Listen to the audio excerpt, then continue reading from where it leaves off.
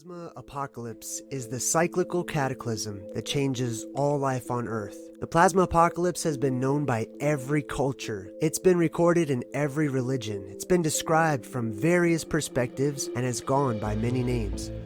Armageddon, the end of days, the rapture, the end times, Judgment Day, the apocalypse. The event has always been seen as being both a destructive and life-giving process.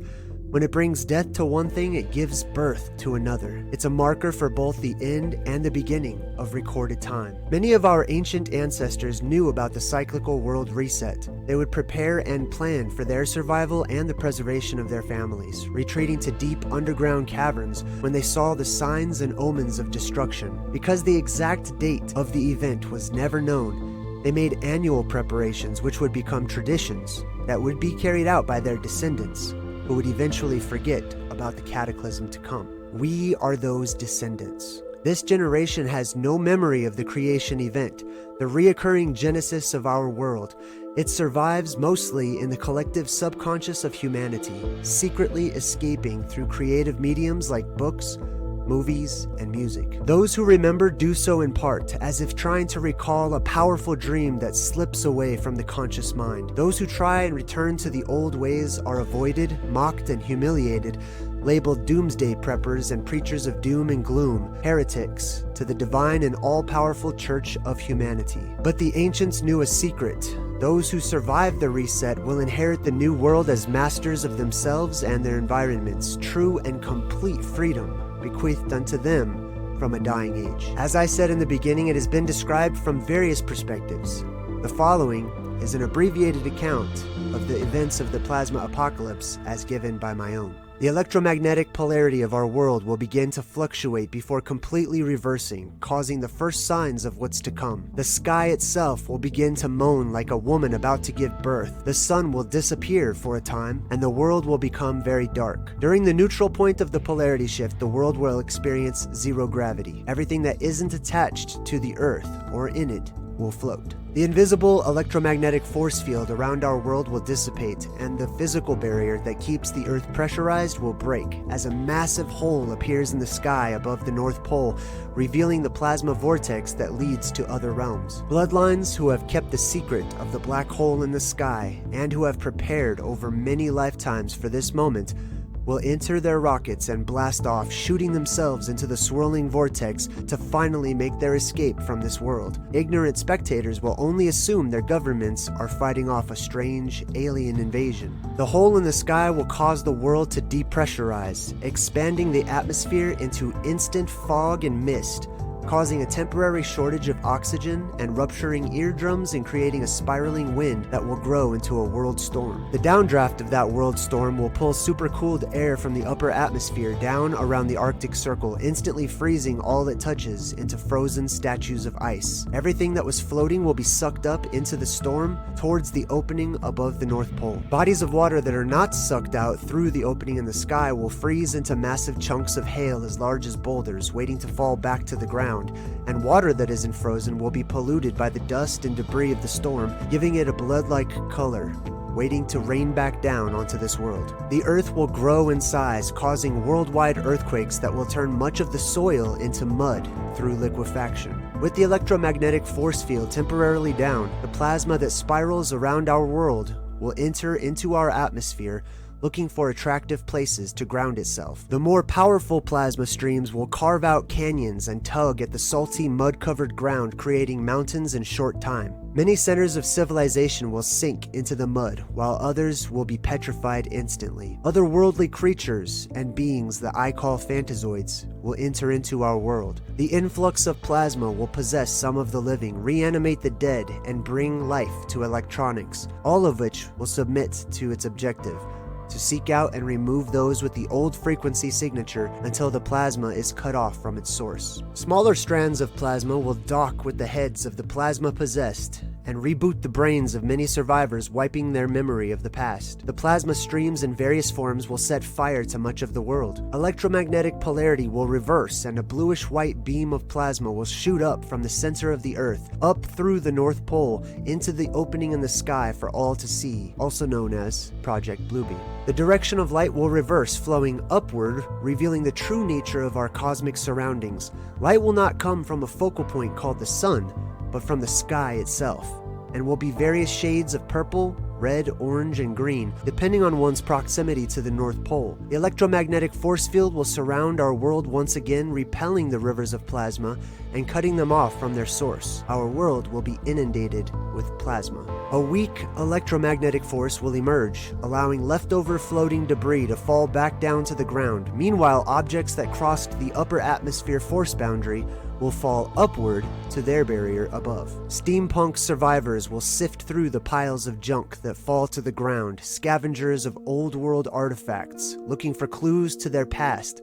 and trying to reverse engineer or repurpose leftover technology. The world will be energized with life by the sudden influx of plasma, which will alchemically create an abundance of oxygen and other elements that will promote extended lifespans. The strong electromagnetic connection between all life forms will promote peace and enable psychic abilities amongst the survivors. Plants, animals, and people, and electronics will be able to communicate with one another. Because of this, the muscles of many survivors will seem strengthened as the weakened electromagnetic force, once called gravity, lessens the weight of everything. These conditions and less pressure on the surface will allow for gigantic growth of all life born into the new world. When those conditions begin to change, life will shrink in size over time once more. Survivors emerging from the earth will carve images of the apocalypse into the rock as a reminder to future generations who will eventually forget all about these events. Small groups will retain the knowledge. One group will guard the secrets of the eye in the sky, passing it along down their generations to empower their lineage. The other group will share their memories but will not be believed. Because they will be infiltrated by the other group, they will develop tests for outsiders to pass, to prove their intentions selfless, wise, and loving. One group will hide in plain sight, slowly manipulating the amnesia-induced world. The other will go unnoticed, becoming reclusive and waiting for the seekers of truth to find them. Pockets of lower frequency survivors will turn to cannibalism before the world's plant life begins to regrow. Phantazoids will fight for their survival, or hide from the natives of their strange new world, only to become mythic and legendary creatures, the fantastic beasts and monsters of old.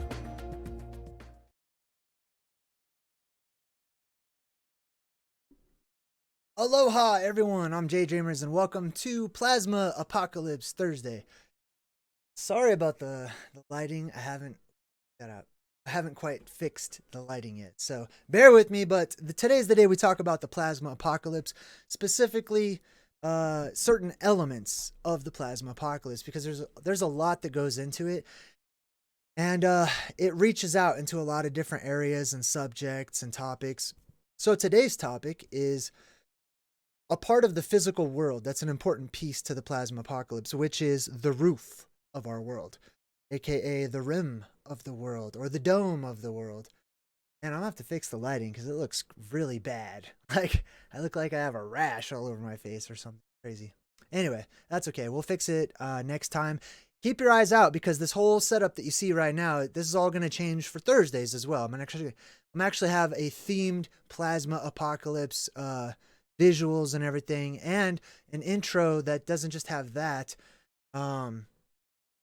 I'll probably have like a small little Plasma Apocalypse intro as well, but I just want to throw that out there. Also, I'm going to be opening up the Circuits of Time today, which is the phone lines for Skype, for those members who have access. If you'd like to call in, chat with me about the Plasma Apocalypse or ask questions, absolutely you can do that. I'll probably do that and open those up in about 30 minutes. If I forget, feel free to remind me in the chat, because I can forget things sometimes.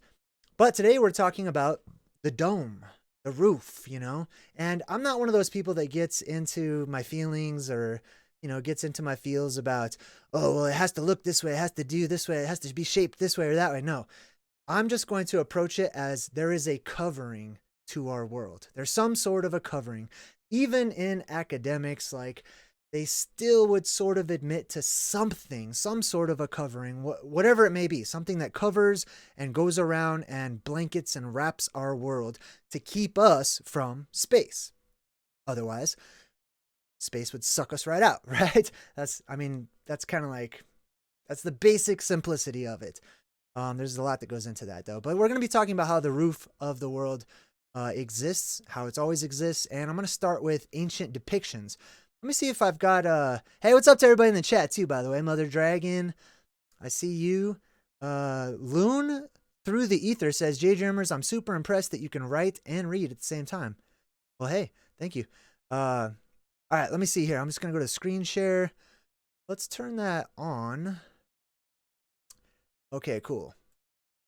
All right, I'm going to bring up some pictures first. I want to show you guys some pictures, some ancient depictions of the world, and how in all of these depictions, the world has a covering to it. Okay, it's not just air that turns into space and just kind of, there's some odd transition and no one knows where Earth's atmosphere ends and space begins. So let's see here if I could bring this up real quick. Sorry, I should have probably had this ready beforehand. All right, I'm going to go to my dome folder here on the computer. And I think we're going to go ahead and start with this image here.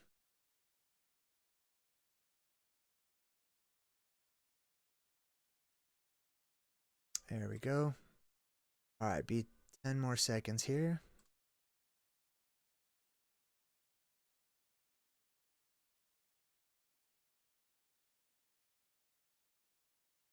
Oh, I thought it'd be 10 seconds. There it is. Cool. All right, so should be able to see some pictures of what I'm looking at on my computer screen here. Let me go ahead and make sure I can move this.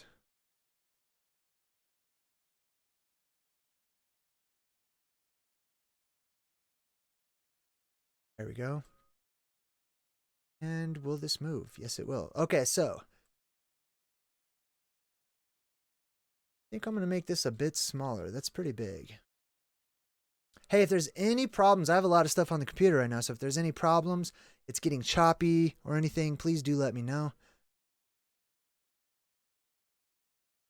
Sometimes the computer doesn't like it when there's too much stuff happening here.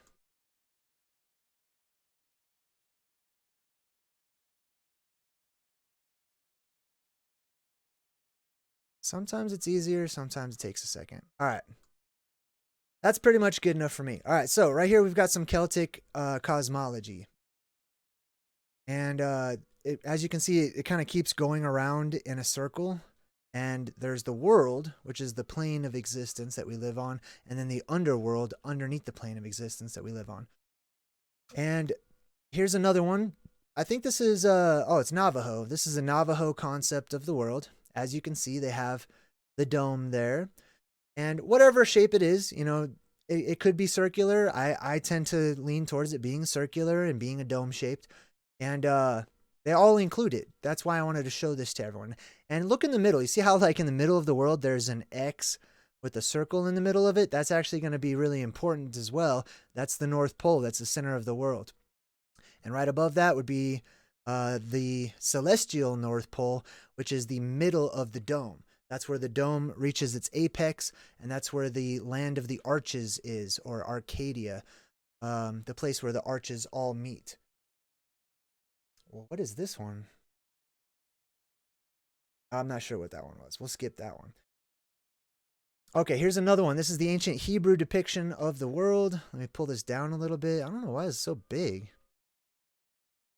There we go. Pull that down, and we'll pull it across there. Stream health is good. Okay, that's good.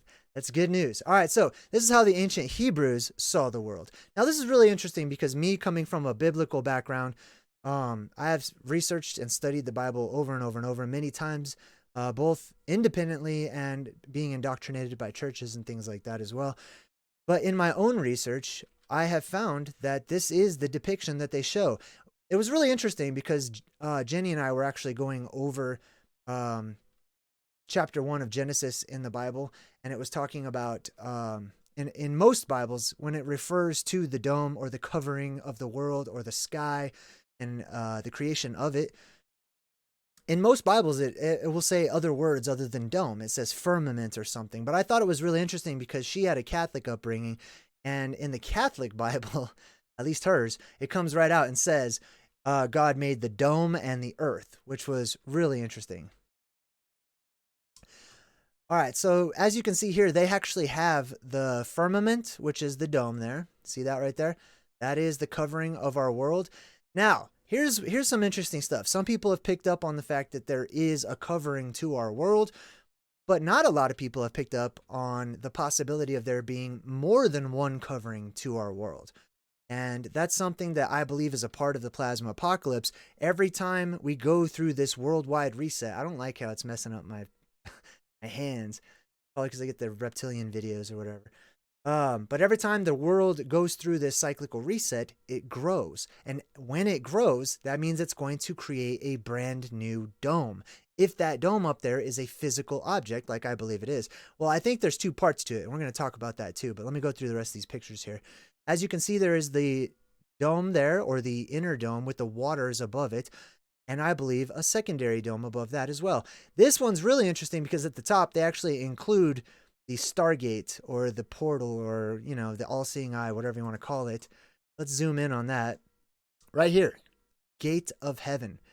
Gate implies the opening to the dome, right? That's the gate of heaven. That's where the plasma shoots up from the center of the earth and goes right out that way.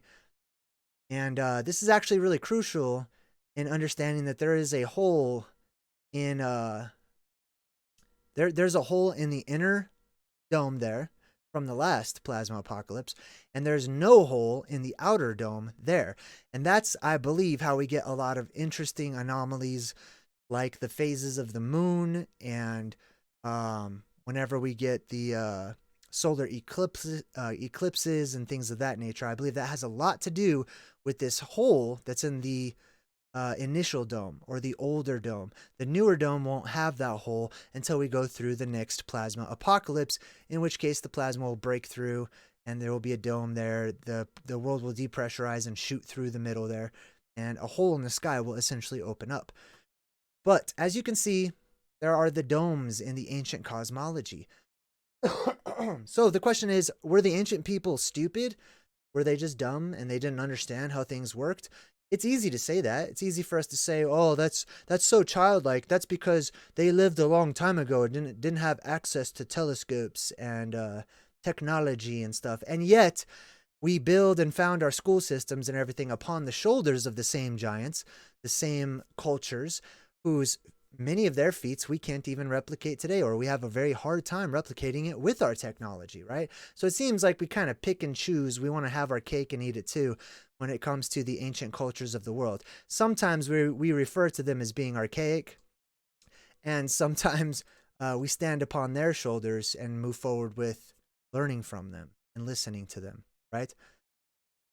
So sometimes, often, the dome is actually pictured symbolically in movies and whatnot. And like, for example, here's the movie Bubble Boy, where they show this kid who's constantly just stuck inside of this dome, this bubble dome, right? And it's symbolized like this many, many times.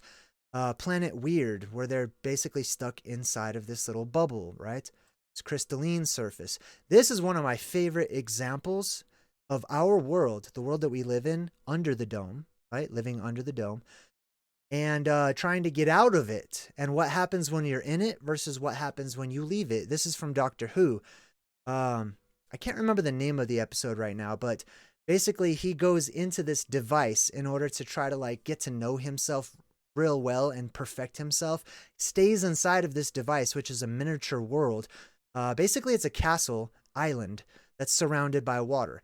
And this is really interesting too, because that castle comes up time and time again in our popular culture, right? Oftentimes, like, for example, probably the most famous example is the castle of Disney. Whenever Disney shows their introductions to their movies, they've got their magical castle, and then you always see that dome or that arch, right? It's really a dome, but it's that arch, that little magical arch that goes around it.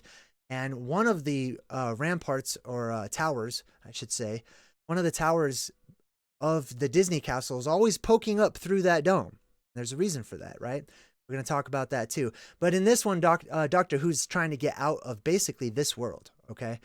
And he has to break through this impenetrable, ice-looking, diamondish kind of crystalline wall structure.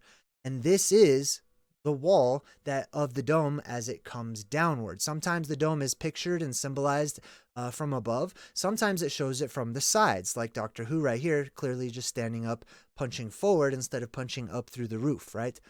Also, it came to my mind as I'm talking right now as well, that there's this movie called Rim of the World. And if you ever hear the expression rim of the world, this is what it's in reference to. It's in reference to the dome. It's in reference to the edge of the world, where our world meets the covering to our world, right? And I have a theory about that too, because I'm not too sure that the dome just comes straight down 90-degree angle. And it's like if you got to the edge, it'd be like the Truman Show and you get to just put your hand on the wall. But perhaps it actually bows out a bit like a mushroom on its edges. And because it bows out, it may be possible, especially with the gravitational pull, if you want to call it that, changing along the boundary of the world, on the outer boundary. Essentially, what we call and have been taught is gravity changes direction once you get to the outer limits, and it sticks to the dome itself. So essentially, in theory, a person could go all the way to the edge, like Admiral Byrd did, and they can continue going because they're just, what we call gravity, or what I call the electromagnetic force, is going to be basically keeping them all the way around. They could just go all the way up to the very top of the roof of the world if they had enough gas, basically. Here's another great example. What is this from? I forgot. This is like, I want to say this is Love, Death, and Robots. I think this is one of those little mini episodes that they had where this guy opens up his freezer and there was this entire miniature world in there. And I've referenced this one quite a few times as well, especially when I'm talking about the fractal verse and how when you go out into the macrocosm, everything grows larger, everything gets bigger. And when you go into the microcosm, everything gets smaller and follows suit, right? And so this is an example of our world. They're opening in the quote-unquote sky right there, where they're basically like these titans, shows and depicts the fractalverse in action, right? To them, this is normal. Down here to these microscopic people, that's normal to them. That's called the mesocosm, or the middle reality, right? Which is your version of normal. And the reason it's in the freezer as opposed to refrigerator or their cabinet or somewhere else is because they needed to have the world surrounded by ice. They had to have it surrounded by ice because, it's my belief, based on my own research and studies, that the dome itself is actually ice, that it's a thick, huge wall of ice that's been created. And I'm going to talk about that here in just a second. I want to finish up these pictures because I do have a list. These arches that you see, these are basically representatives of the arch of our world, the roof of our world. And they act as portals or gateways. Sometimes they're actually referred to as gateways because when you go through the roof of our world, when you go through the arches or whatnot, or the place of the arches, you get into heaven. You get into what's commonly taught as space, right? Which is going to blow people's minds when they actually do go into space and they find out that it's not black, empty darkness everywhere with lots and lots of space in between everything, but it's actually quite full and has lots of light and other vivid other places to see. Biodome, that's a clear reference to the dome that we live under, basically. Captain America's shield, Atlantis, the floor on the Tron movie poster, all of these where you have like these concentric rings and circles with the star in the middle and the blue in the middle and the red lines. This is all symbolic of basically our world and other worlds as well. And the star in the middle, that's going to be the great star. That's going to be the plasma that shoots up from the middle of our world. This is actually a video. I don't think I can play this right now. Can I play that? No, that's a video. But this video right here, this is on my website. So if you go to JayDreamerZ.com and you go to the Plasma Apocalypse section And I think you go to the warning. The very first part of the plasma apocalypse section talks about the warning.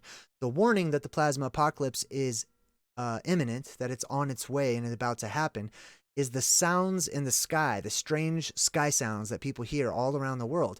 Usually it sounds like Godzilla way off in the distance, or maybe some strange construction sounds that are really echoey and loud.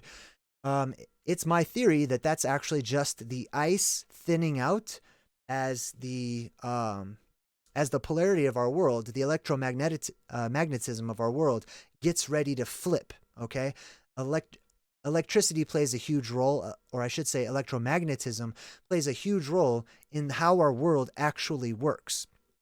And I'm going to do some screen sharing about magnets and how our world is a magnet, or probably more accurately, an electromagnet. Here's another cool one of Doctor Who. I've shown this one before too. This is Gallifrey. This is his home world. This is where he lives. That particular city on this little world is surrounded by a giant ice wall or glass wall. You know, a lot of times the ice is depicted and symbolized with glass or anything else that's similar to ice in itself, right? Glass is pretty close.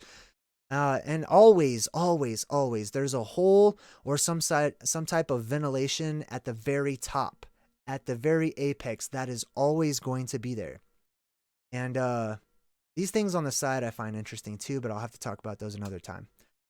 The Simpsons. The Simpsons definitely have done a lot of really esoteric stuff, and they definitely reference the dome above us. Now, you can look at something like this and say, well, the dome isn't over the whole world. No. But in movies and books and television shows, when they focus on one area, a lot of times and quite often, that one area, whether it be a room in a house itself, a city, it's usually depicting the rest of the entire world. It's symbolic for the entire rest of the world. Like, for example, have you seen, there's a movie called Room? Right? It's just one room, and a woman and a kid are locked in this room, and they believe that that room is the whole world, or at least the kid does. And they can't, there's no reason to try to escape or anything, because like that's their reality. The kid was born into that world, grew up thinking that the room was reality. There was nowhere, I mean, where else would you go? This is reality. There's nothing outside of this room. That doesn't even make sense, because the kid was not taught that, because they had been like kidnapped and they were locked in this room by themselves. That depicts our world.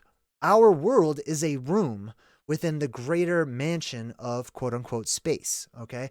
Even biblically speaking, Jesus talks about heaven, right? Which is space, aka, space and heaven are the same thing, basically. And Jesus says, in my Father's house, space, are many mansions or dwelling places or planes of existence, planets, whatever you want to call them. Under the dome, hold on. Caleb Saunders is in the chat and says, JayDreamerZ, what did you think about that ending of the World of Warcraft trailer? I'm actually going to share that today. I'm definitely going to share that. Under the dome, that's Stephen King. Now, I like this part. Do you see how they put this gigantic butterfly on the top? That dome is covering the entire city. So why did they decide purposefully to put a butterfly that's bigger than a house, right? I mean, I don't believe a lot of people would correlate that. They would just see a butterfly and just say, oh, a butterfly landed on it. Oh, and it's really close up. But no, it can't be. That's a gigantic dome. That means that's a gigantic butterfly. So what is that? And why is the sky green up here, right? Well, the gigantic butterfly is an insect, and it represents giant insects, or AKA those creatures that live out there in the macrocosm that look a lot like the creatures we have in here in the microcosm that look a lot like insects. I call them the phantazoids. They're gigantic monsters of old. They're the great beasts of old. There are different classes of them. Today, we're not going to really go into the phantazoids a lot unless you guys have questions about it. I'll be happy to respond to those. What's up, Britt? Britt says they had that one skylight like a portal. Yeah, exactly. There's always going to be that one hole at the very top, that one skylight, portal, whatever we should call it. That one's kind of irrelevant for right now. This is the same deal. As you can see, they still have the little opening there at the top. They also have these little portals or windows of heaven in the first dome, in the initial inner dome right there, right? And in between, it's my belief right now that in between the old dome, which is the inner dome, and the newer dome, which is the outer dome, and keep in mind that I also think that these domes, most likely, the older ones break off when the new plasma apocalypse arrives, right? And in between this dome and that dome, I believe is most likely water, a lot of water. Okay, so here's another one of Gallifrey. Now, here's the other thing. You're going to see this a lot in the movies and television shows where they always have the glass breaking. And when the glass breaks, that's whenever there's going to be fire, because the plasma apocalypse comes in when the glass of our world breaks. There's going to be fire, there's going to be destruction, or there's going to be the introduction of magic or something suspenseful or something interesting and dynamic and crazy happening once the glass breaks. That happens a lot in the movies. And I actually broke that down a lot in my Truth and Movie segment. Here's another one of Gallifrey. As you can see, the sky here is all red. That means they live in the magic world. They live in the world inundated with plasma. This is from the video game Fortnite, which somebody had sent me like the history, the backstory, the lore of Fortnite, and I'm busy watching that right now. I haven't finished it, but it's really interesting because this video game is on point with a lot of esoteric stuff, including how their world is sort of surrounded by this like electromagnetic dome. There's this purple tempest that comes in. There's a lot of interesting stuff, including trying to break out of the dome, which is a huge part of all of this. Not just breaking out, but those beings that enter into our world through the dome as well. And I'm just going to call it a dome. I like that. I like calling it a dome. We all know what dome is. Now, this is from Godzilla. This is King Ghidorah. I don't know if you've seen Godzilla, but King Ghidorah is basically Godzilla's mortal enemy, right? His arch enemy. Literally his arch enemy, like his enemy from the arch, from beyond the arches. Now, the reason that we have these monsters, the bad guys, the main protagonists of these stories always frozen in ice and found or thawed out or breaking through from the other side of the ice. The reason that happens so often is because that ice, on the other side of it, lies the strange monsters, whether they be physical or whether they be ethereal or energetic. For example, the streams of plasma, which is why they have King Ghidorah here with this long neck. This is the ancient dragons of old. The ancient dragons were not depicted with arms and legs whatsoever. They were called worms because that's what they looked like. They were the sky worms, just like the worms you find in the ground, okay? And the reason that they drew them like that is because when the plasma comes down, I imagine because it's much bigger than like in your plasma ball. Like if I were to show you my plasma ball, it's on a little tiny, tiny microscopic scale. So it's moving all sorts of fast and it's just shooting all over the place and it's going very quick. But if you blow that up to the planetary scale, that plasma is going to be slowly and smoothly streaming about from place to place. At least that's what it's going to look like to us, because that's the macrocosm, which is much bigger, interacting with the microcosm. And whenever that happens, the macrocosm is going to seem to move in slow motion. That's why if you watch movies where they have like Titans or Giants or Power Rangers or Godzilla, every time they pan out and they show you those titanic creatures fighting, it's always in slow motion, right? Like they'll never show them fighting like normal speed, because that's what it looks like when you have the perspective of the microcosm or your mesocosm looking up at the macrocosm, the bigger reality, basically, right? And if you go even bigger than that, time slows down even more, which is, by the way, my theory about time travel as well. That's exactly how time travel works. It's just transition between the various cosms or the various realities. If you go from our cosm, which is our normal, our mesocosm, and you travel outward, let's say you were to break through the dome and go out into quote unquote space, right? Now you're entering into the macrocosm, where time essentially slows down, goes way slower. And so if you were to leave here, time here on Earth, or in Earth, I should say, under the dome, would be continuing on, going much quicker and much faster. The further away from this place you get, the slower time will go for you, basically. And there's actually been a lot of sci-fi episodes on various shows. I just watched one. What was it? Star Trek. What is that Star Trek? The one with Captain Janeway? I forgot. I want to say Discovery, but I don't think that's it. Somebody help me out in the chat. What's the Star Trek with Captain Janeway? I have a mental block right now. I don't know why. But anyway, I was watching that one, and they have an episode. Voyager, thank you. Hey, that one goes out to Pedicinal Merpuses. But yes, Voyager. Ooh, Mother Dragon, he beat you. White Ranger Radio got it too. So in Voyager, there's an episode where basically Voyager, the starship, it was stuck just beyond the atmosphere of this strange planet. Okay, really interesting looking planet too. The planet looked like a Taurus field. And they were stuck out there. But those people in Voyager, they were experiencing time on a very slow scale in comparison to those who are down on the planet. They're in the macro...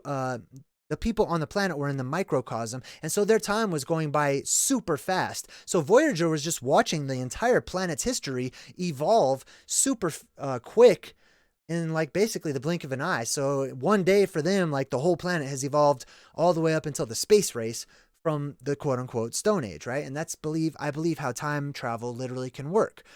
And there was a Doctor Who episode as well where they were out in space and there was this real long spacecraft, and one side of the spacecraft was really close to like a black hole or something.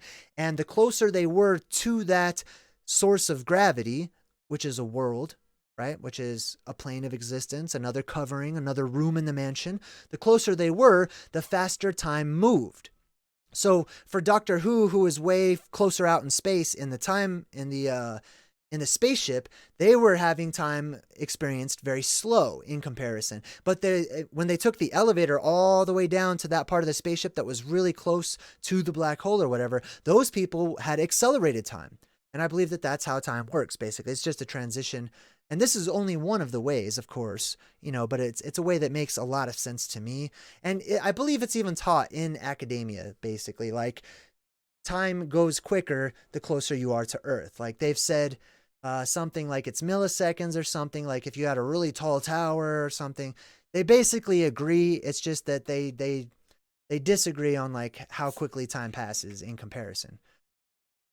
All right, let me jump back in the chat. Mr. Dynamic is in the chat and says, JayDreamerZ, when the dome opens, Revelation says some of us, the sons of God, will be changed in the twinkling of an eye, fashioned into a glorified body, something like a superhero. What do you think?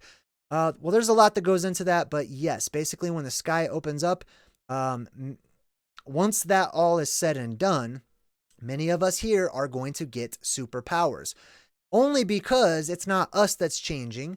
Part of us will change because of the plasma, because of the world we live in, because of our new environment. Many things are going to change. But one thing for certain is you're going to have like 10 times the strength that you used to have. I'm just throwing that number out there. But your muscles are going to be finely tuned to a world with high pressure and a high quote unquote gravitational pull. And after the plasma apocalypse, that pressure will be gone and expelled, as well as, I believe, according to my studies, a weakened gravitational force or a weakened electromagnetic force, which means your muscles are still going to be the same and be able to handle the same force as the old world, but everything around you will weigh less. So you're going to basically have super strength, right? As well as healing abilities and some other stuff that goes into that. You can find all of that on my website under the Plasma Apocalypse section as well, on the very last tab called The Red Sky, where I talk about getting superpowers. Mark Matthias says, let's see here. Walking towards, I stumbled onto JayDreamerZ. Well, hey, welcome, Mark.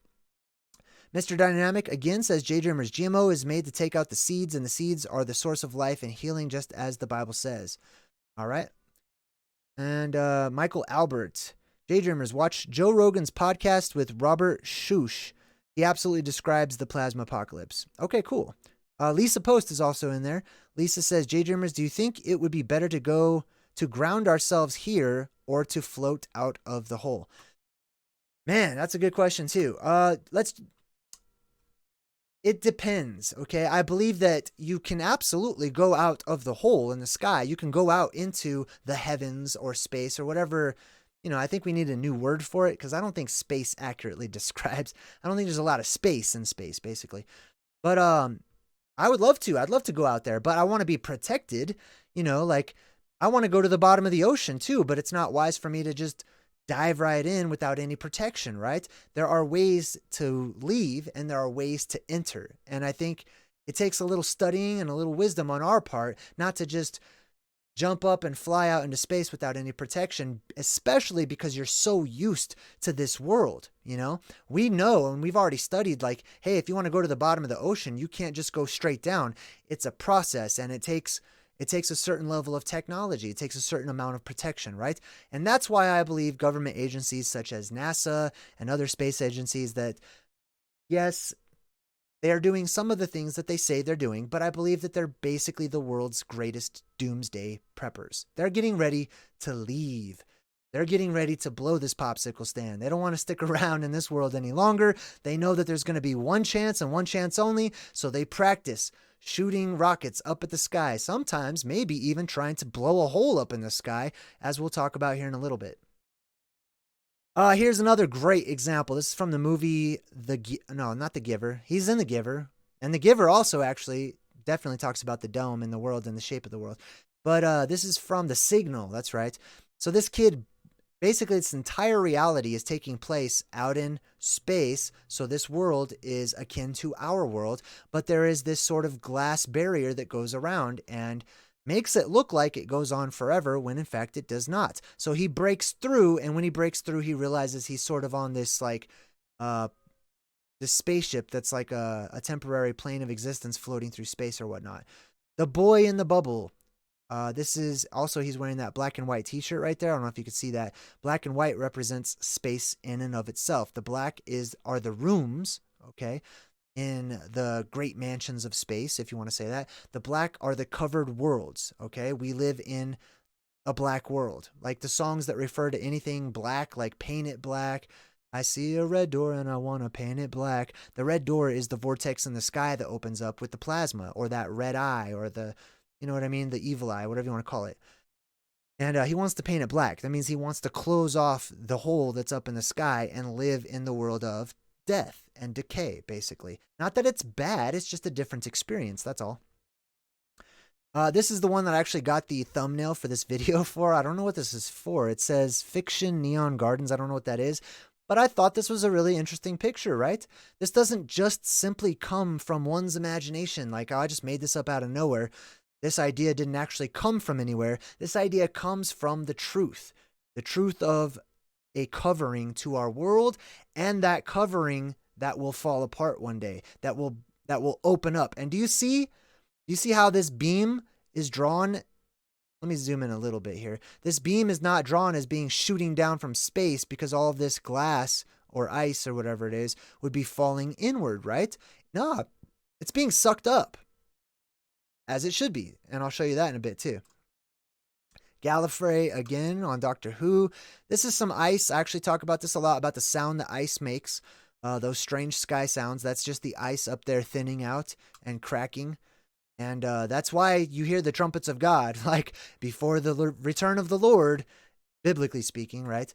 That's why you always have these final trumpets and final sounds, or whatever it may be. The angels calling, people describe it different ways. But that's the sound of our roof of our world thinning out and cracking. Here's Katy Perry. She's walking around in the maze. The maze is our world. We live in the maze. We live in the labyrinth, okay? And in order to break through the maze and get out of being stuck in this labyrinth with changing walls and all these distractions and whatnot, she has to break through the mirror. The mirror is another symbol for the ice in the sky, right? Breaking through that highest, hardest glass ceiling like Hillary Clinton talks about. Which, by the way, speaking of Hillary Clinton, hold on, let me pull the chat back up.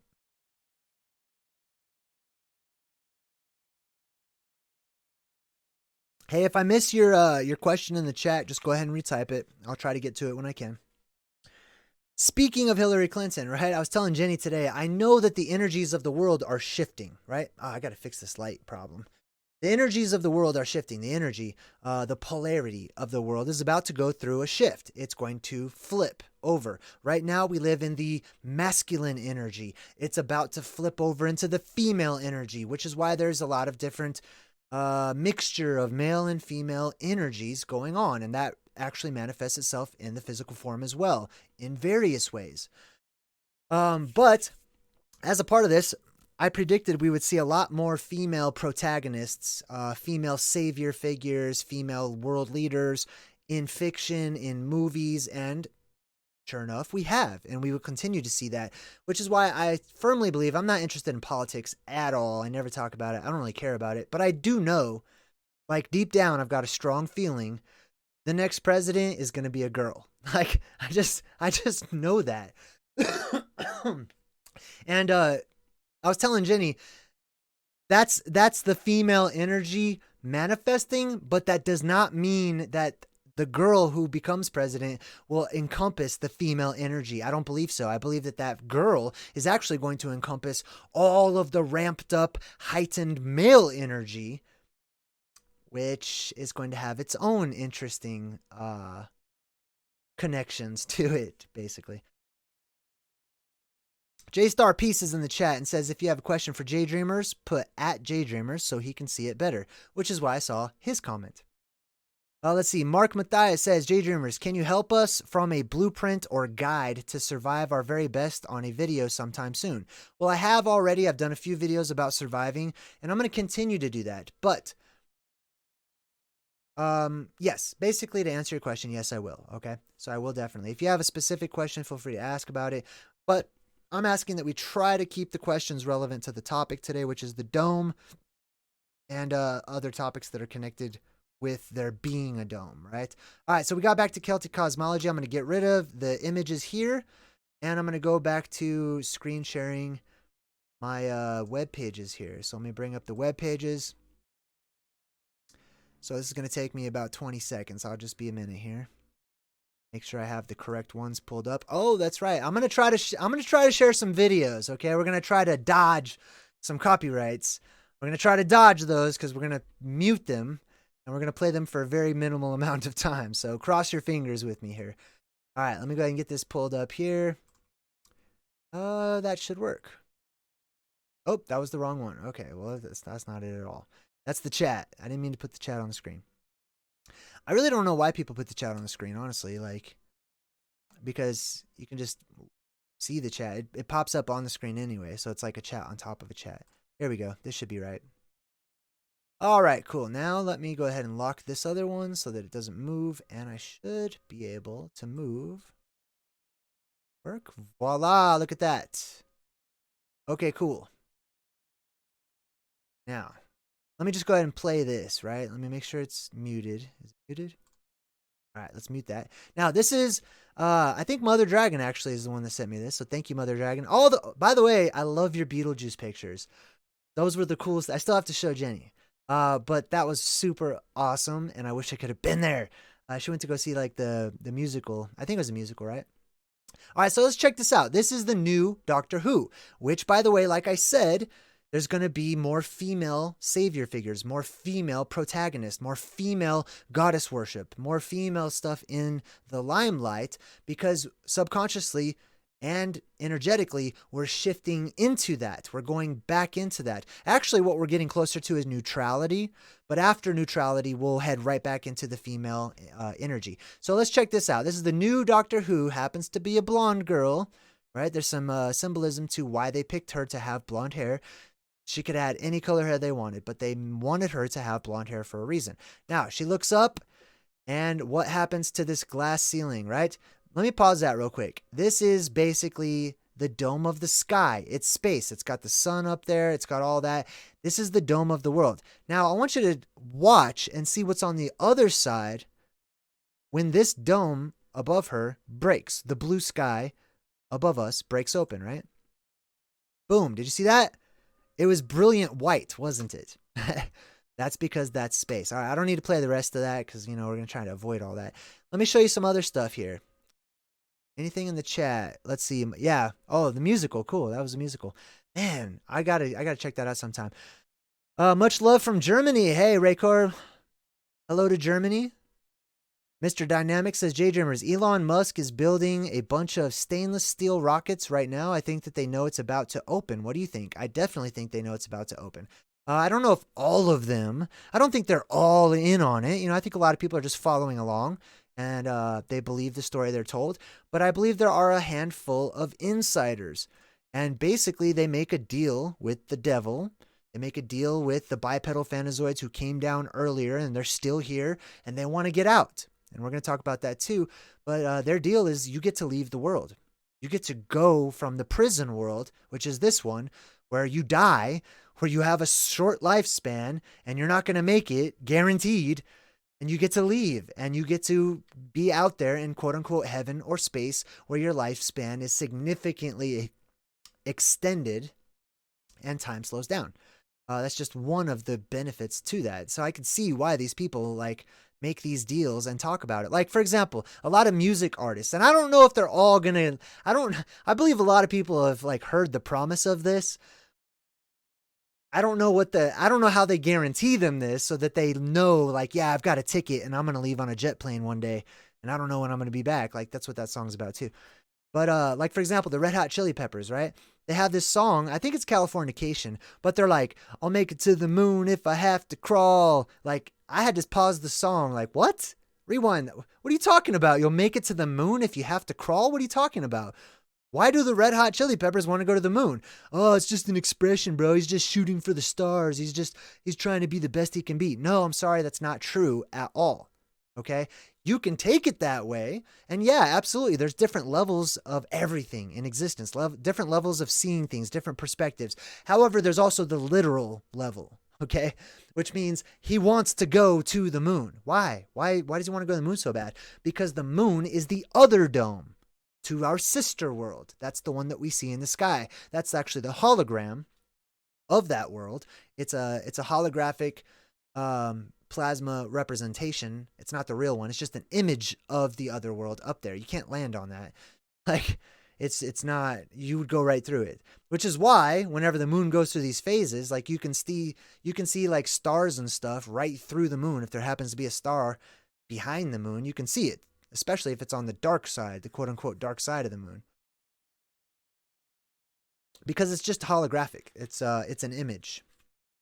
It's a true image, which means it's accurately depicting something, what it looks like. Let's see what else. Jamie Swim says, JayDreamerZ, aloha from Oahu. Hey, man. Oh, man. That's so awesome. I would love to go to Hawaii one day. All right. Mr. Dynamics is in the chat. Blickaroni. I'm sorry. Let me do you first. Do you believe there's another realm beyond the third heaven? Yeah, absolutely. I believe there's a lot of realms. If by realm you mean living spaces or planes of existence, then yeah, absolutely. There's a whole bunch of them out there. We would call them parallel worlds or other Earths, or it's basically other synapses in the giant space brain. I'm gonna hit the nail on the head. But Mr. Dynamics says, JayDreamerZ, remember all those sonic bombs? Those were rockets trying to bomb the dome. The sound barrier has never been broken on land at 750 because it's a cover-up. What do I think? I don't know about the sound barrier, but I will be talking about Admiral Byrd here in a minute and his expeditions and them trying to break open the dome. Here's a few examples. I just typed in dome breaking. This is crucial because not only is there a covering to the world, but when it comes to the plasma apocalypse, that covering has to break, which is why Hillary Clinton is always like, we haven't broken that highest, hardest glass ceiling. I don't know how to make an old creepy face, but she's like, we haven't broken that highest, hardest glass ceiling. Like, what are you talking? Are you talking about a female president? I don't think so. Why don't you just say female president? You know what I mean?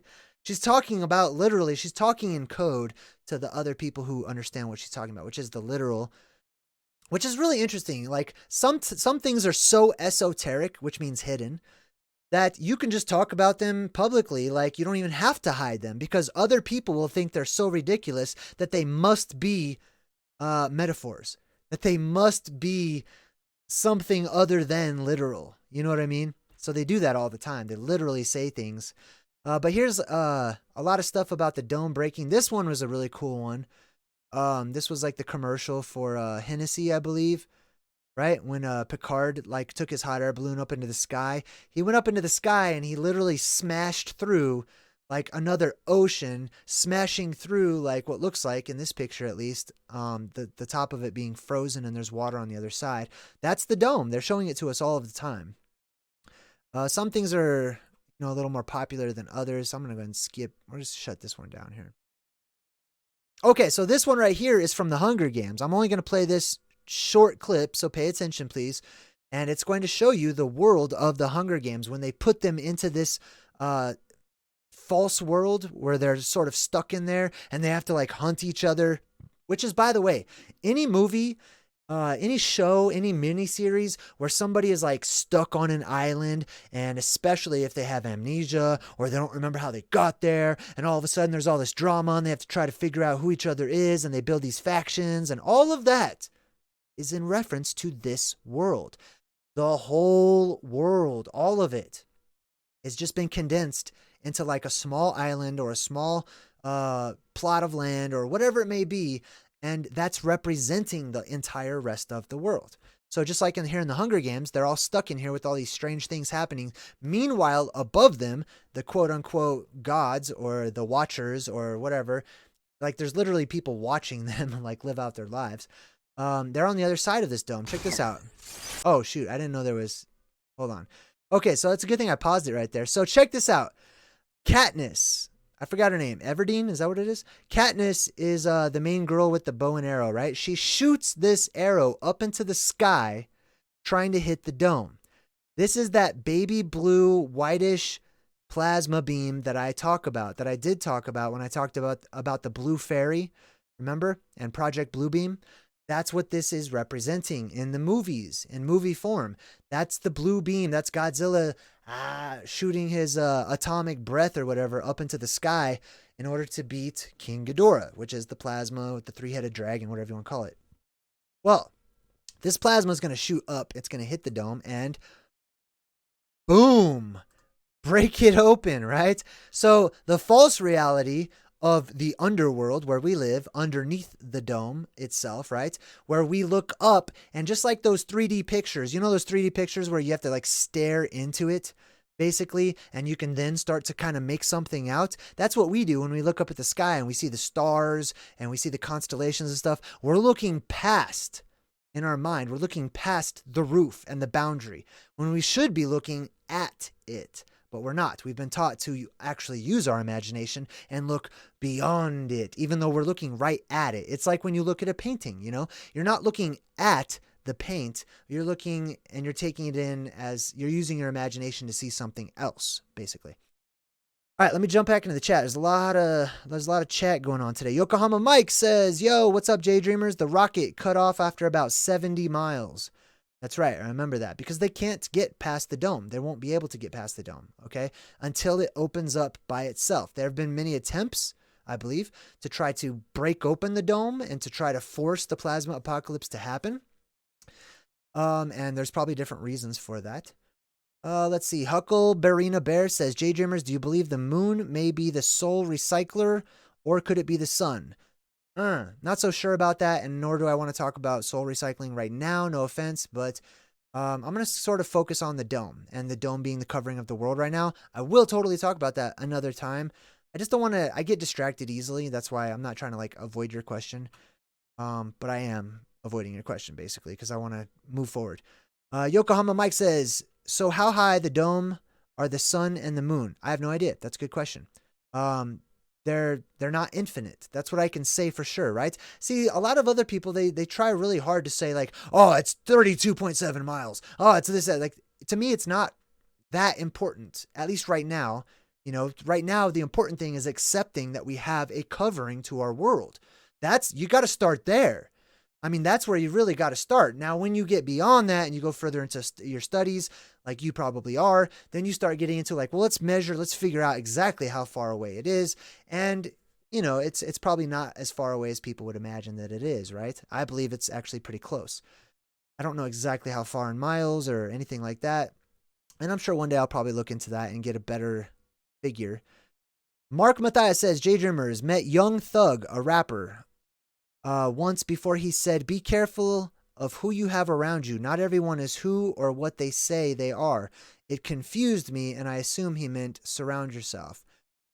Well, yeah, a lot of these people, the celebrities and stuff, they seem to know some stuff. They seem to understand, right? Probably the ones that have made the deal with the devil or signed the contract in order to... They're basically they're energy makers, okay? They're witches, they're warlocks, they're wizards, they're out there casting spells, literally singing you to sleep, and also telling you the truth. And a lot of them get in a lot of trouble when they start to leak the truth out, right?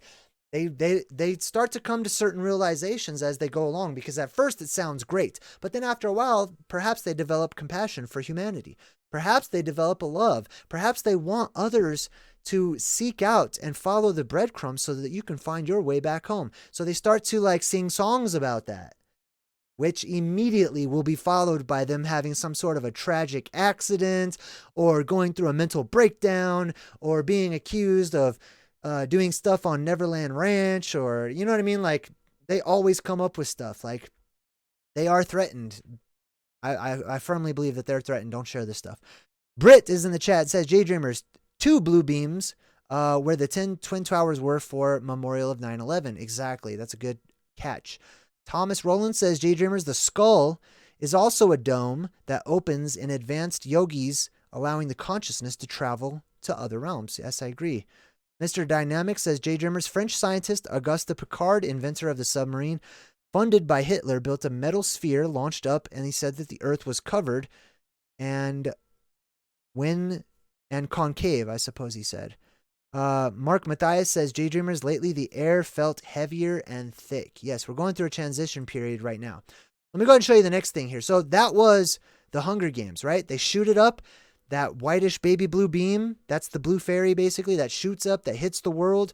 The blue fairy, I call it that because that is what makes the seemingly inanimate become animate. That makes robots and all of our electronics and many other things that we never considered to be life forms, all of a sudden full of life, because our world becomes inundated with spirit or plasma. And it's also what helps the dead to rise from the graves, the zombie apocalypse, the Terminator situation, all of that. All right, let me just get rid of that one, get rid of that one. Now, I was talking about how in the Catholic Bible, it literally says firmament. Let me make this a little bigger here. All right, so I'm going to read this. This is a little clip from like a Catholic website. It says, the notion that the sky was a vast solid dome seems to have been common among the ancient peoples whose idea of cosmology have come down to us.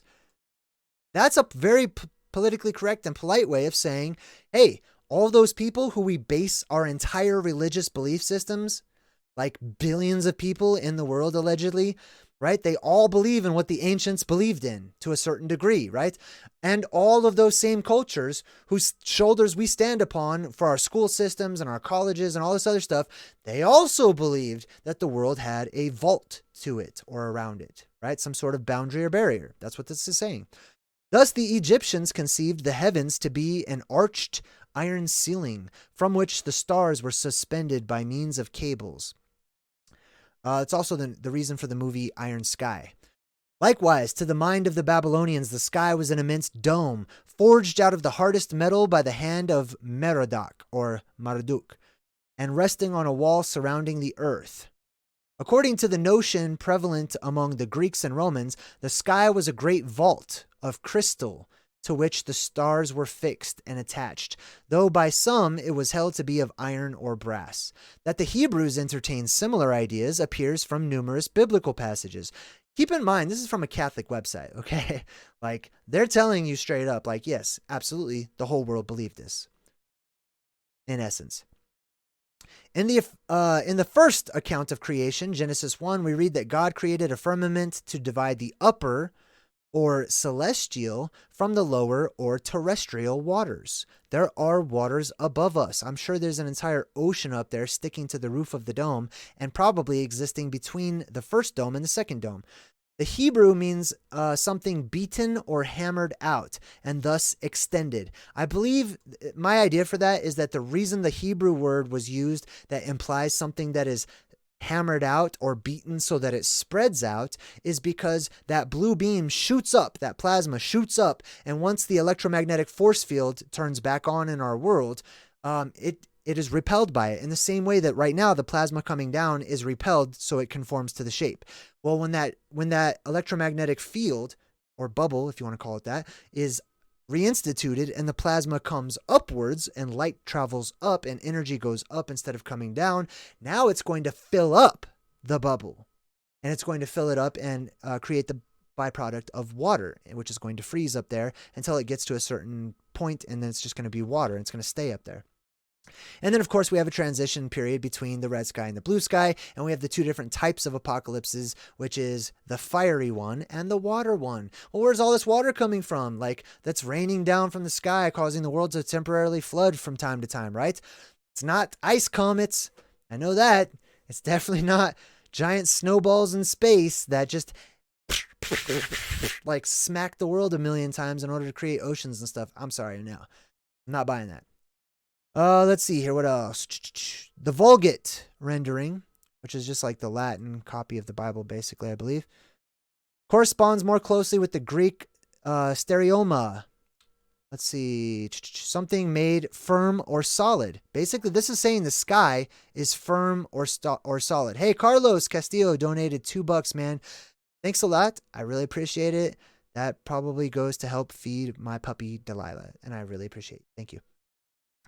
Let's see, what else do we have here? The notion of solidity of the firmament is moreover expressed in such passages as Job 37:18, that's in the Bible, the Old Testament, where references made incidentally to the heavens, which are most strong as if they were molten brass. Oh, that's the reason I believe that it's referred to as being spread out, is because that blue beam shoots upwards and it literally spreads out around the dome. It spreads and spreads and spreads and spreads over time, creating the second dome, basically. And I believe that's why it was used in that type of a language of being like hammered out, but in such a fashion that it spreads and spreads and spreads. I think the spreading part is probably the most important for me, and the fact that it's physical and a physical barrier. The same is implied in the purpose attributed to God in creating the firmament, to serve as a wall of separation between the upper and lower of water, it being conceived as supporting a vast celestial reservoir. The reservoir is probably that between the outer dome and the inner dome. There's probably a reservoir of water up there until it empties out and it floods back down into our world, because we go back and forth between flooding and fire. Like, this is ancient knowledge that was just passed down. People knew this. And also in the account of the deluge. Deluge just means flood. It's a fancy word for flood. Where we read that the floodgates of heaven were opened and shut up. So they were opened and they were shut. Other passages in Isaiah emphasize rather the idea of something extended, right? Thus saith the Lord God that created the heavens and stretched them out. Right? That's what I'm talking about. When that plasma shoots up and it hits that electromagnetic barrier, it's going to spread out. It's going to keep going and keep going and keep going, and it's going to fill up the space between the inner dome and the outer dome, right? And it's also going to keep that plasma charge in our world, that electromagnetic charge in our world, the thing that is responsible for spirit and life and energy and everything in our world, basically. It's just that it's really diluted right now. It's on a very small scale, but it's getting ready to... the energy in our world amps up right before it goes off. And when it goes off, that's the beginning of the plasma apocalypse. The energy builds up and builds up. Right now, it's that male, masculine-dominated energy, dominant energy, I should say, that is building up. And just like a light bulb, right before it pops, it's going to get brighter and brighter and stronger. And then eventually... the sun's going to turn off, the lights are going to go out, and the poles are going to flip. Basically, the polarity is going to flip. In conformity with these ideas, the writer of Genesis represents God as setting the stars in the firmament of heaven, and the fowls, or birds, are located beneath it, i.e. in the air, as distinct from the firmament itself. Yeah, just like when you put cereal in a bowl, you're not putting the cereal in the actual bowl, the piece of the bowl itself, like you're making a bowl and you're putting cereal into the actual bowl. No, you're putting it in the bowl. Just like you put things under a dome or in the dome, right? Birds in the sky, they're in the dome. They're in the firmament. Just like you would put milk in a bowl. Let's see. On this point, as many others, the Bible simply reflects the current cosmological ideas and language of the time. All right. So that was from the Catholics. You know what? Something as messed up as religion is sometimes, each one has a little something that I can appreciate about it. And when it comes to the Catholics, I can appreciate that they say this is what everyone in the world used to believe in. We think it's totally wrong, but here's the information, and I can respect that about them. All right, let's see. Let me jump into the chat one more time here. I'm gonna open the phone lines. Man, when should I do that? I want to open them now, but I don't know if opening Skype is gonna mess up the stream. I'm gonna try it out though, because I think some people have joined and they wanna call in and chat. Let's see. GGAZ 2012 says, JayDreamerZ, do you think there is a correlation between the elites trying to break through the dome and what Nimrod was doing by building the Tower of Babel? Good question. Just so you guys know, you don't have to type in all caps. I'll see it if you type in @JayDreamerZ. Even if you type all caps, I'm not going to see it unless it says @JayDreamerZ, because that's specifically what I'm looking for. But let's see. So is there a correlation between the elites trying to break through the dome and what Nimrod was doing by building the Tower of Babel? So what he's talking about is the biblical story of the Tower of Babel. They were trying to build this huge building that was going to reach up to the place where God was. And yes, absolutely, that is correlated. It's co-related. That's the exact same thing that they're doing now. They're trying to reach the heavens, the seat of God. They're trying to, I wouldn't say they're trying to like dethrone God, but they don't want to be down here. They want to be up there. It's the same concept, right? It might be similar to the concept of the blue plasma beam that shoots up from the center of the world. But that's where the castle comes into view, right? So let me see if I can pull up some, I want to show you guys the Disney stuff real quick. Boom. So let me show you this castle, okay? Like this one over here. Can you see that? Right next to me over here? Right? See that little, it makes a dome. But in this one, this is from the movie Into the Woods, right? Actually, an esoteric movie.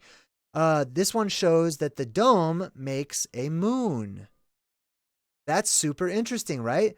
They're literally showing you like, yes, this arch is the dome. How do we know? Because we'll just go ahead and make it a moon. Because the domes of the world are the moons to the other worlds when they look at them. So that moon you look up at and see, the only reason you only see one side of it all the time is because that's the top of the dome to the sister world, of our sister world. And the castle, that's always right there in the middle, that has water running right through the middle of it for some strange reason. Like, why is there water? Oh, shoot, I didn't mean to click on that. Hold on. Where are we? Get back here. All right. As you can see, there's water going right through the castle. Like, I've never seen a castle ever. There may be them. I've never seen them. Typically, castles don't have a river or a creek going right through the center of it, okay? Yeah, they might have like a moat going around them, which, by the way, not a lot of castles have that either. Where does this idea of the moat around the castle come from? That comes from the concept of the castle being this world, specifically Mount Meru. Okay, that castle is actually a mountain. That represents this world, and it's Mount Meru. Meru literally means means ocean or sea or water. Okay, and then just means of the. So the mountain of the ocean, the mountain of the water, the mountain that is in and of itself an island that sticks up out of the water, just like Moana and what is his name? In Moana, how her and the little demigod, they climb up that huge mountain that just sticks out of the water all by itself, and they jump in order to get to like other worlds and stuff. That's what this is. That's why the princess is always locked away inside of these castles in the video games, like Zelda or Princess Peach or Toadstool, whatever the hell her name is these days. But yeah, that's why they're always locked away, because they represent wisdom. They represent us being locked away inside of this castle world, this maze, this labyrinth with shifting walls. And there's always usually some sort of barrier around these castles, keeping those princesses locked away. Right? And oftentimes those castles have a moat around them, or they will be an island of themselves, or they'll have like this Disney one, water going right through it. That is because this does not represent, it represents the world we live in, basically. That's why it shows it like that. All right, let me get back over here. Some substances. I typed in, how does electricity respond to a magnet? Because I'm teaching myself about magnetism, electromagnetism, and especially the relationship between gases and magnets, plasma and magnets, liquid and magnets, and how they respond to one another, right? Because the reason we got the dome in the first place is not because they're just instantly God created ice dome and set it down upon us. No, it's not how it worked. There was an electromagnetic field first. Before you have the physical, you always have the energetic or the spiritual, right? The spiritual or the energy comes first. The physical follows suit. So first we have an electromagnetic barrier, also called a force field. A field of force. Doesn't have to be a flat field. It can be a curved field, right? It could be a dome, basically. We have an electromagnetic barrier. We have an electromagnetic force field around our world.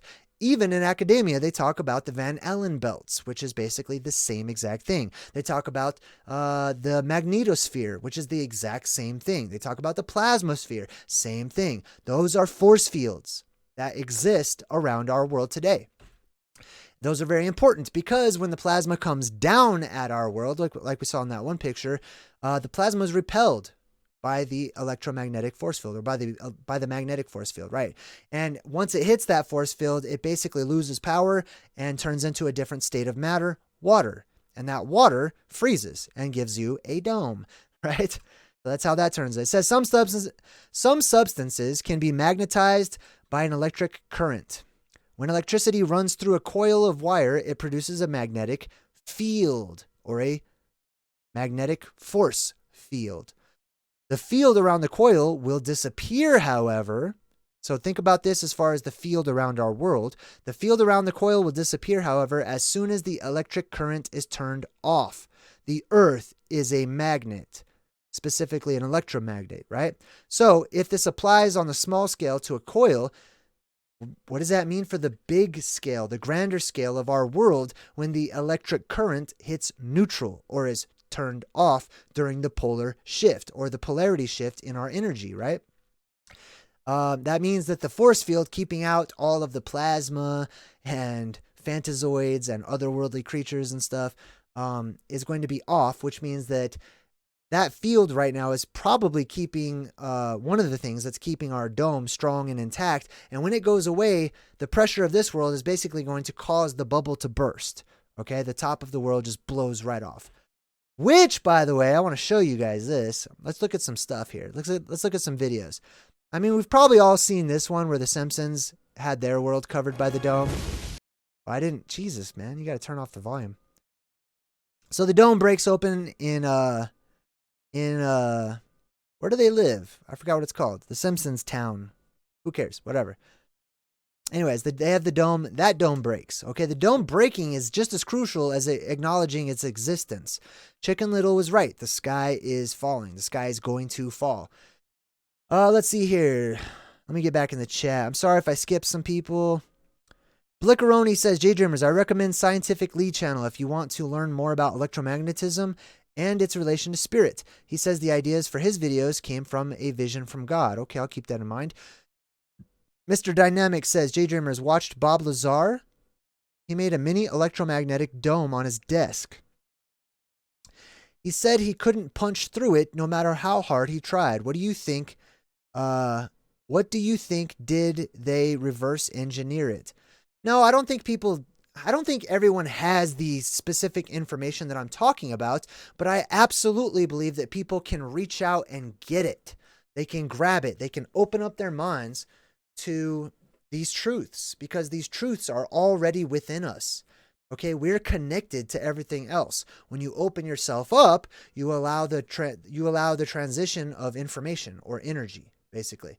You have to be open to do that. If you're closed off, like you're not going to be able to communicate with the ether, God, your higher self, whatever you want to call it. That's what happens when you're closed off. You have closed off communication. You're not receiving anything.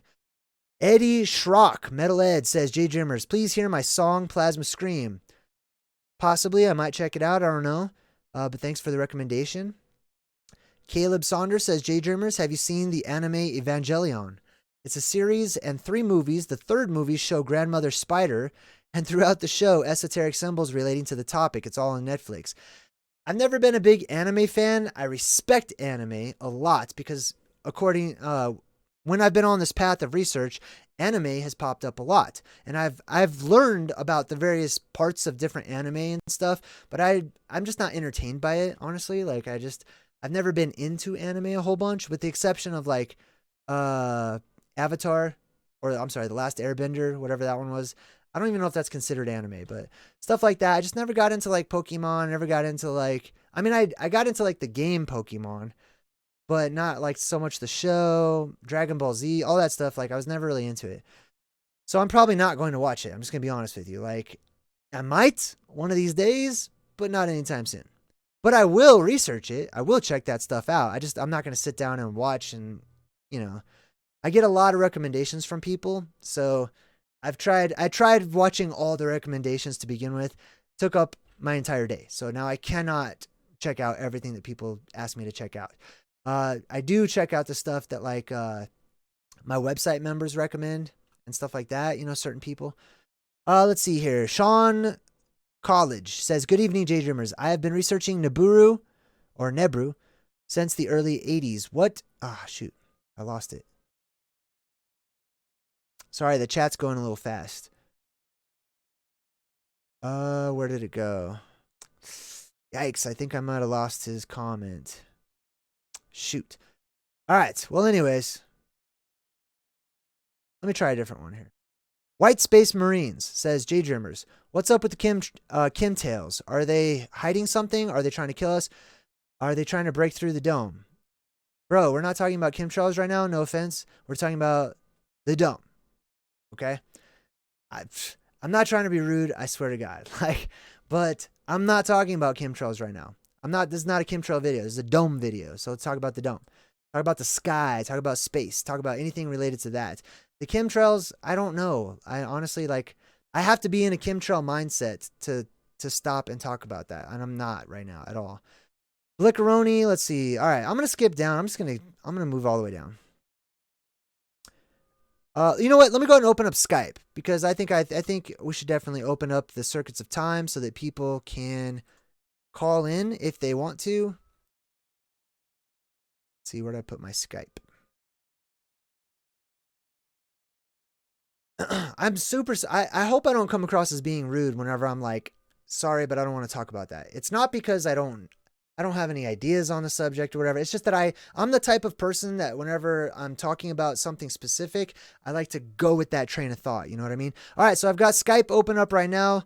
So those of you who are members of the Circuits of Time, you can call in right now if you'd like to. And I believe you will be on the air. Everybody will be able to hear you. So let's try to keep it to about 10 minutes if you do call in, and we can talk. All right, let me finish up. There's a lot of stuff going on in the chat, and honestly, it's a little overwhelming for me right now. So I'm not going to read all of that. I'm going to jump back into what I was showing here. This is from the movie The Signal, like I said. Boom. You see that? So he busts right through the glass of that world and basically ends up in space, which is what happens when we break through the glass. This is going to be a clip. Did I even mute this? Yes, I did. Thank God. I muted this one. It's from The Giver, right? So in The Giver, the entire movie of The Giver is very blatant, in your face, black and white. This small community that the whole movie's about is your world. And that's something that doesn't dawn on us enough. This movie is about our world. All of these people live in a world where they have forgotten everything that's happened in the past. And there's only one person that retains those memories or hidden history of the way things used to be, and they share it with people in order to help them from time to time. However, the world becomes very black and white and loses its color, loses its magic, etc. And there are these boundaries all the way around that world. The boundaries just happen to be in a land of frozen ice. This is the symbolism that they're showing you. Now this kid, try to watch. I'm only going to play it once, but try to watch what happens between like these stone pillars over here. See like this stone pillar, and there's going to be like another stone pillar over this way. Look at the space between, because as you can see, it's going to look like sort of a plasticky glass ice kind of a look, as if you can see through a substance. See that? There he goes. You see that up there? Passes right through it, and boom. The second he passes through these pillars here. Oh, wait, we've got a caller. Cool. Let me just answer this real quick. All right. Hey, what's up? You're on the air. This is JayDreamerZ. I don't know how to answer. It's my first time. Sorry. Who's this? Anybody there? Let's see. Hold on 1 second. If you can hear me, let me just let me see if I can figure out how to hear you. Skip tutorial. Thank you. I don't need that. All right. Anybody there? I don't see a name up here. Is there a name? Is anybody there? Let me try using the chat here. Oh, accept. I have to accept the call. Okay. Are you there? All right. I'm going to jump in the chat, type you a quick message. Please respond.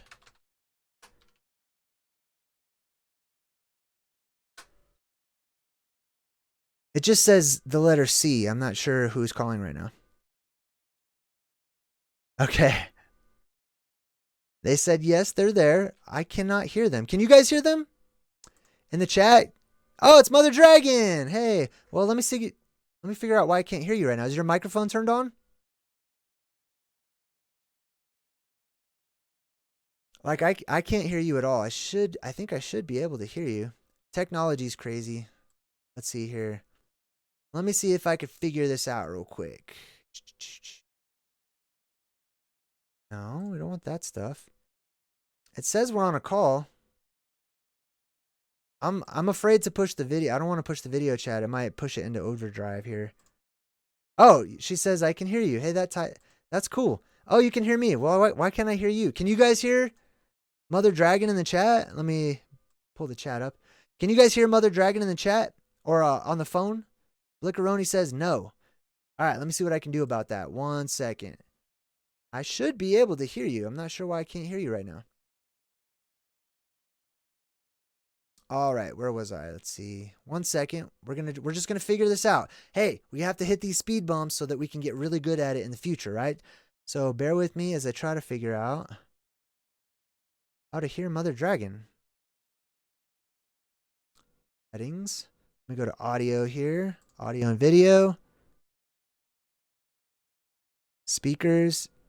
Test audio. Oh, that's interesting. I tested the audio and I actually don't hear anything. Unmute for incoming calls. Let's turn that on. Can you hear? Say something. No, I don't hear you still.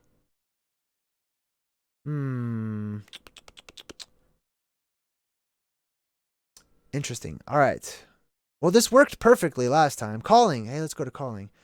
Let's see. No. Call subtitles? No. Advanced? Yeah, let's go to advanced. Answer incoming calls automatically. I don't know if I want to click on that one. Allow NDI usage. Yes, we do want that one. I know that. Are you there? Not there. Why can't I hear you? Let me try my computer speakers. Maybe that's it. Let's put you on regular speakers. Are you there? Dang it. Why isn't this working? I'm open to suggestions. Are there any Skype like pros out there? Everybody's like, no, they can't hear Mother Dragon right now. I wonder why. Oh, you know what? I have an idea. I have a really good idea. I think I know how to do this. Hold on 1 second. I think I can fix this. So let me go to NDI source on my little software program here. I'm going to type in Skype. Boom. Let me add that source to my software program.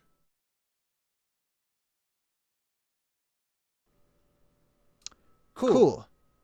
I believe. Try to say something. Maybe I fixed it. Maybe I did not. Are you there? Hello? Oh! Is that you? No, that's me. Well, there's two of them now. That's weird. Let me get rid of that one. Everybody can see that. That's super funny. All right, let's go to this Skype one up here. Let's see what this does. Oh, I heard something. Oh, I heard your little message. It popped up. Oh, it's not awkward. We're just people. This isn't a TV show. We're just people. All right. Let's see here. How do I hear you? Why can't I hear you right now? Let's go to properties.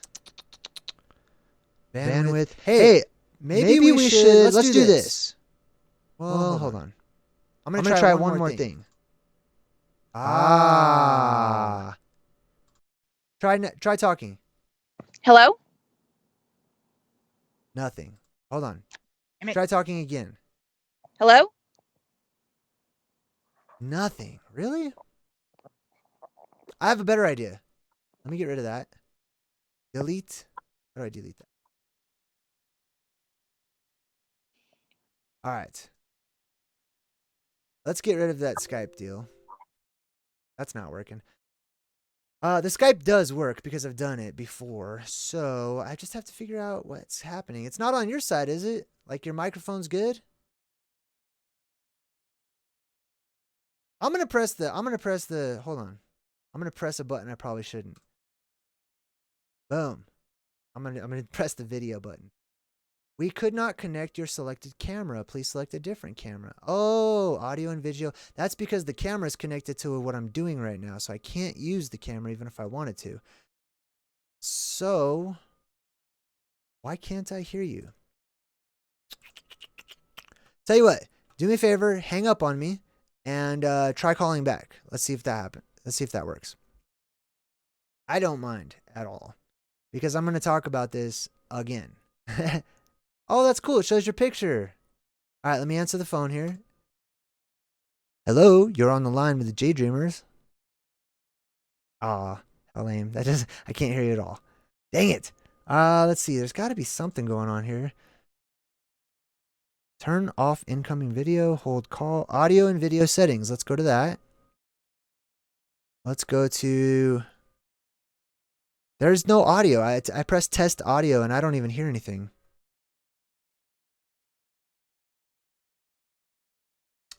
How weird. Huh. I'll tell you what, Mother Dragon, would you like to work with me on doing this possibly sometime tomorrow or this weekend?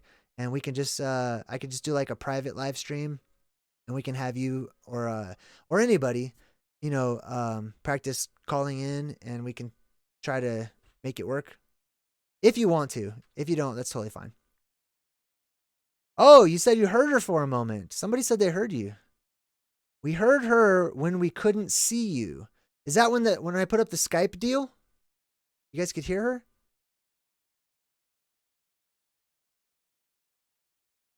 Oh, man, what did I do? They did hear you. Okay, so when I put up the Skype on the screen, let me try it again. Let's see. I'm getting closer. This is fun. This type of thing used to make me nervous. Because I'm like, I don't want to mess it all up. But you know what? We're perfecting it. And that's actually makes me feel pretty good. All right. Let's see here. Well, that's not it at all. Why does it say that? Now it just says NDI source. I don't want that. See, now it's not doing it for some reason. Oh, wait, did you hang up? Maybe she hung up. Let me check. I think she may have hung up. Did you hang up? People just tuning in are like, bro, what am I watching? I don't understand this at all. With the Skype pic, we heard caller. Okay. What's the best way to prepare for the plasma event? Okay, I'll get to that in just a second. We heard her voice twice. Like, don't pressure yourself. Yeah, I'm not pressured. It worked perfectly last time. I don't understand why it's not working now. Where is my Skype? It's not even up anymore. It's like, oh, did I exit out of it? I may have hung up on her on accident. Yes. If I did that, I'm super sorry. All right, I'm pulling Skype back up. We're going to try this one more time here. Yes, I allow Skype. Go for it. What? It's installing it. Okay. No, I did not hurt her feelings. Trust me. I get a really good vibe from certain people, like to the point where like it's like I know them in a different sense. So no, her feelings are not hurt, I promise. All right, Skype is opening back up. Skype cannot be used for emergency calling. That's good to know. All right, so let me call her. I'm going to call Mother Dragon. Let me see if this works. How do we do this here? There's so much stuff happening. All right. There. Let me call again. No, I'm going to try to call you. Hold on. All right, so I'm calling you right now. I'm going to get rid of this thing right here. Yes, I'm sure. Okay, so I'm calling Mother Dragon. I think she answered the phone already. I cannot hear you right now. What's the deal? What? Oh, you know what? Can you guys hear her? I bet you can. Can you guys hear her? Audio output. It's one of my audio things here. Alert box, jar, video, Yeti, audio output, capture. Is this it? No. That be it? Let me check.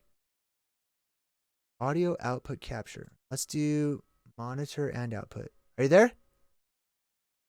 Can you hear me? Oh, that's not it. Oh, wait. Maybe it's this. Are you there? Can you hear me now? Okay. I'll tell you what. Dang it. I feel like you guys should be able to hear her right now. No. Oh, wait. Lord Raven Carver says that he hears her. Everybody else says no. I don't know who to trust now. All right. Well, let's do this. Mother Dragon, I'm going to reach out to you and see if we can set up a time if you would like to so that we can kind of work on this. I wanted to take calls, especially during the Plasma Apocalypse segment. But I'm going to have to hang up right now because this is taking a lot of time away from it. And my family's here. So I'm going to actually hang up right now. And we're going to press on with the rest of this video. And thanks a lot for calling, though. I'm going to send you a little message on the website, in the chat in the website, because that's easier for me. And let me know like when you're available, because I'll make myself available so that we can work it out, so that we don't have this problem in the future and we could just jump right into calls. That would be awesome. So if that's cool, let's do that. All right, let's see here. Let's get back into what we were talking about. Oh, I was showing you guys some of this cool stuff that I found. So I'm just screen sharing some of this. That was from The Giver. We did the Disney intros already. And that's just the dome going up above. They just show that all the time. And Admiral Byrd. This guy right here went to Antarctica, which is basically the dome of the world. Okay, like I said, you can fly all the way to the edge, and then you can just kind of follow it as it goes, right? Now listen to what he says about land beyond the South Pole. This one should be unmuted. All right, cool. And I think it's quite astonishing that there should be an area as big as that unexplored. This is a tremendous So challenge. there's a lot of adventure left down at the bottom. Found out whether there was any land north of the North American continent.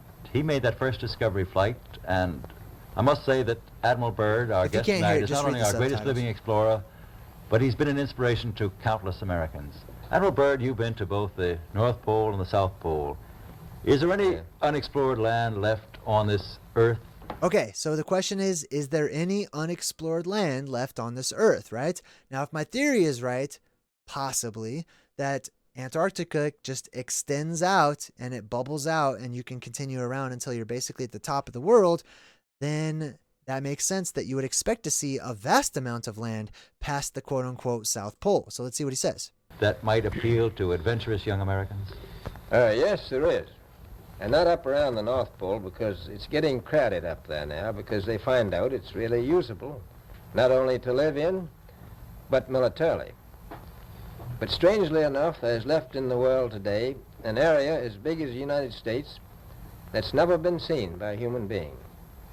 And that's beyond the pole, on the other side of the South Pole, from Little America. Little America, basically. Okay, so he's saying there is land, a vast amount of land beyond the South Pole. So you can go beyond the quote-unquote South Pole, which means you're going across the dome itself. That's the ice wall.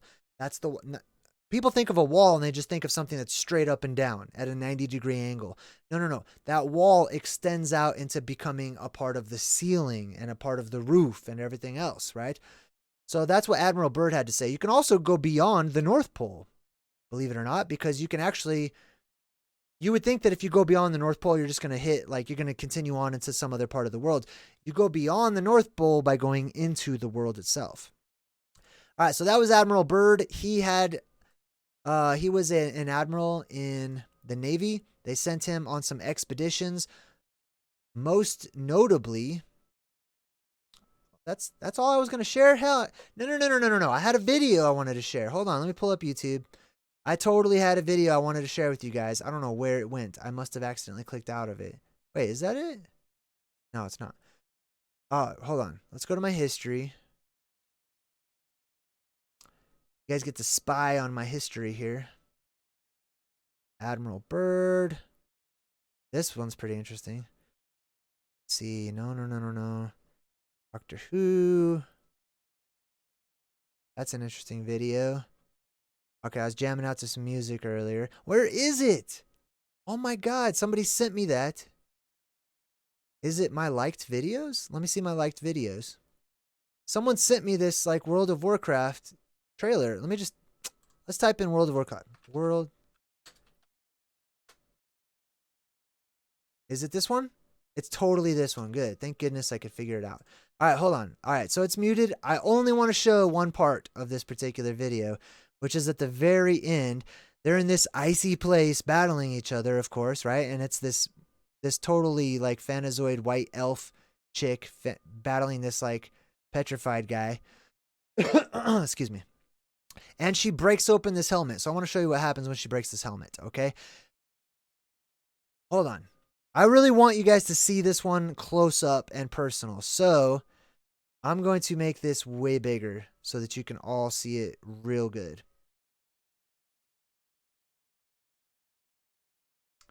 Let's do that. Let's do that. Let's do this. And let's make it gigantic. Booyah. All right, cool. I hope we're doing good with the stream. Let me check the stream health. Stream health is good. All right, cool. All right, so watch this. Watch the sky. I'm just going to tell you that. A lot of people have already seen this, but watch the sky, okay?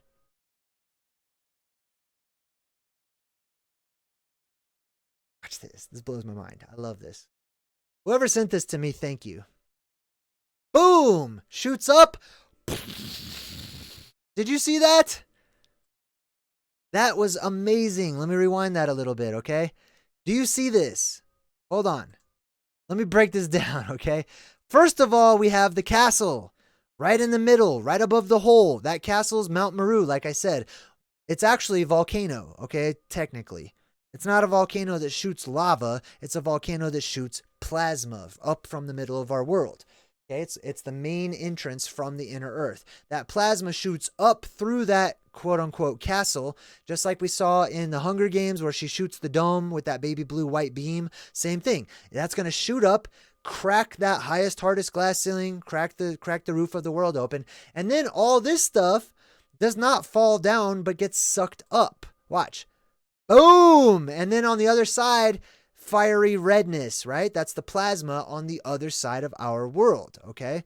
That's just on the other side of the dome that gives us our daylight, that gives us our sun, the focal point. The light is coming to a focal point. And boom, it explodes.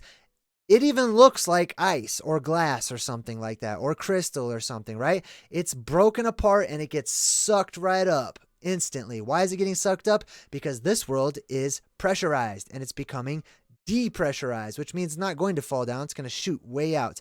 Right underneath this castle, this might as well be like Ganon's castle or Zelda's castle or Mario's castle or anybody's castle.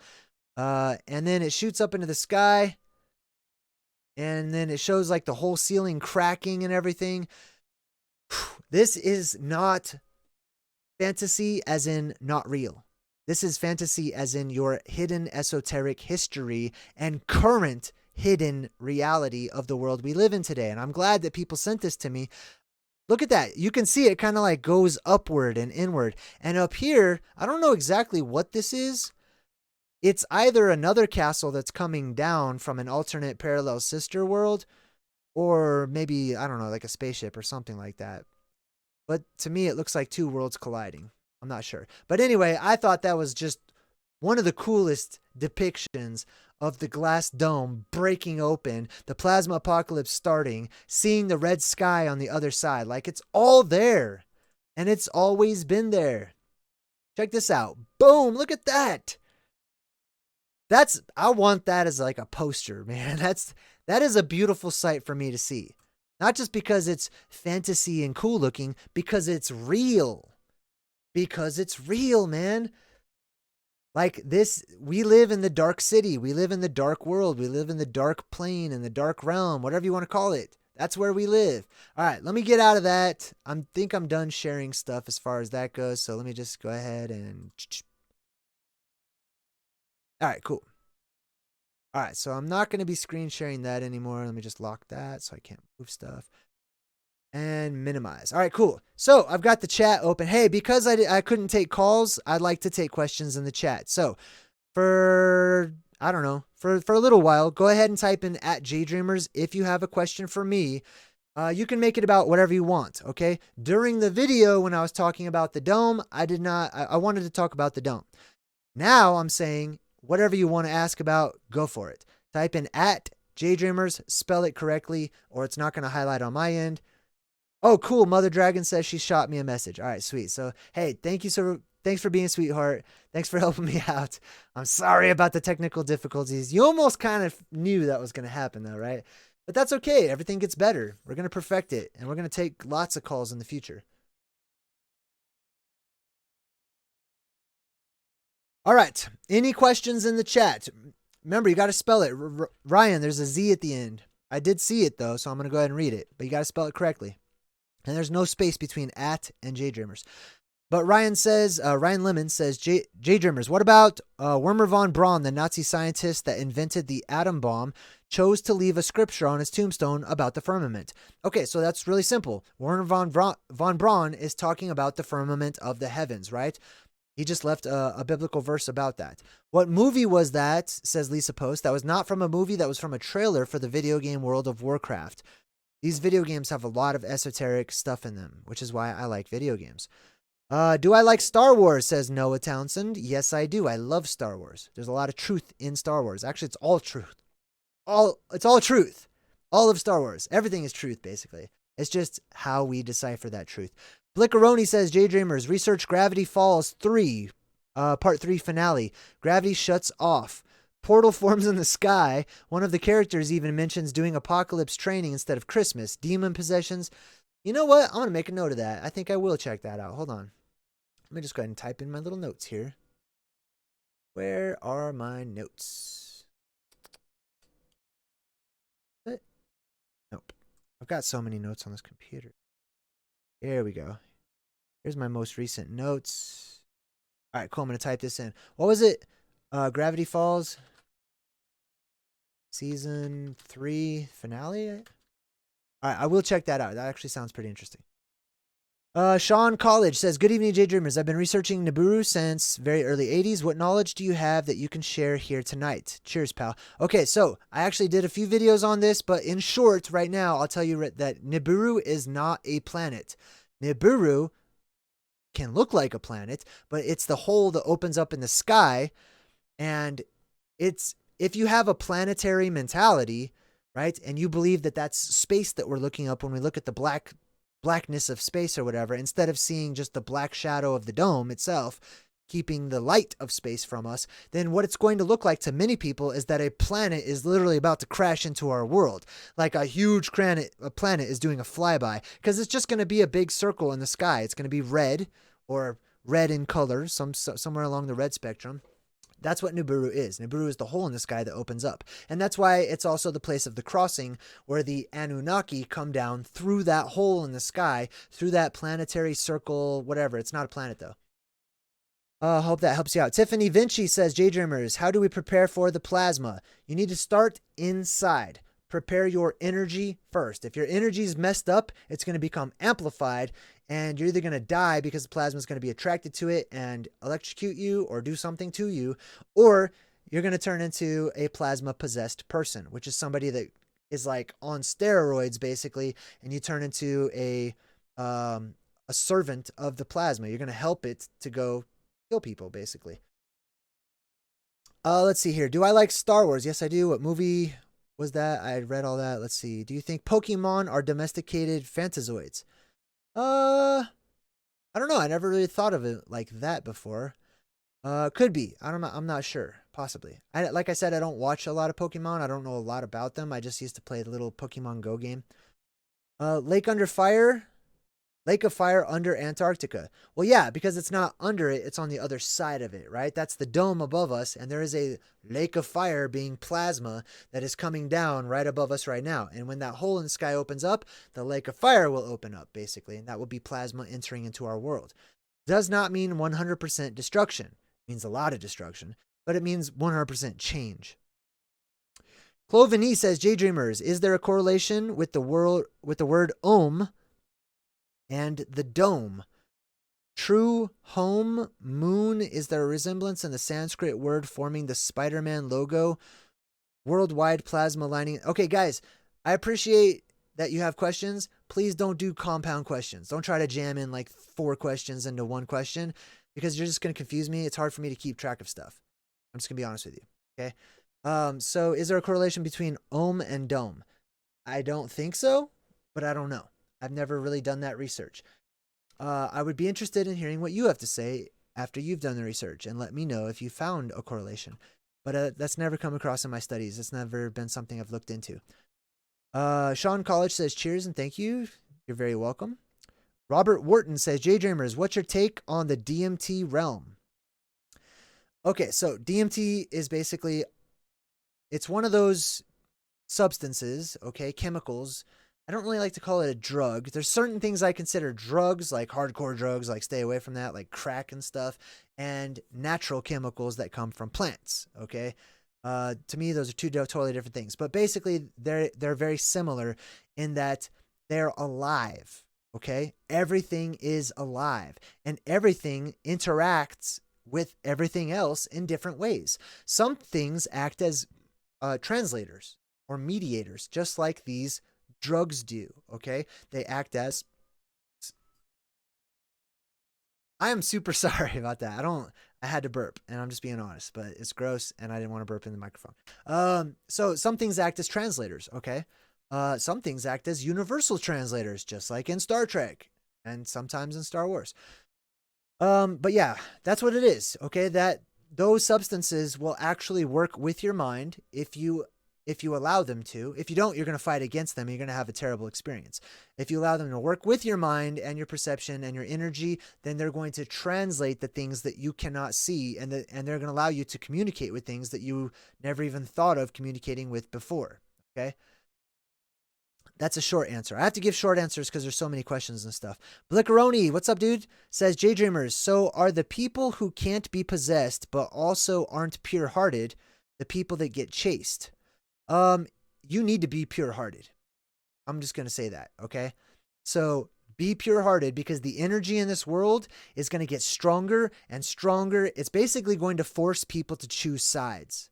You're going to choose the side of love, selflessness, or you're going to choose the side of selfishness and hatred. It's going to amplify it.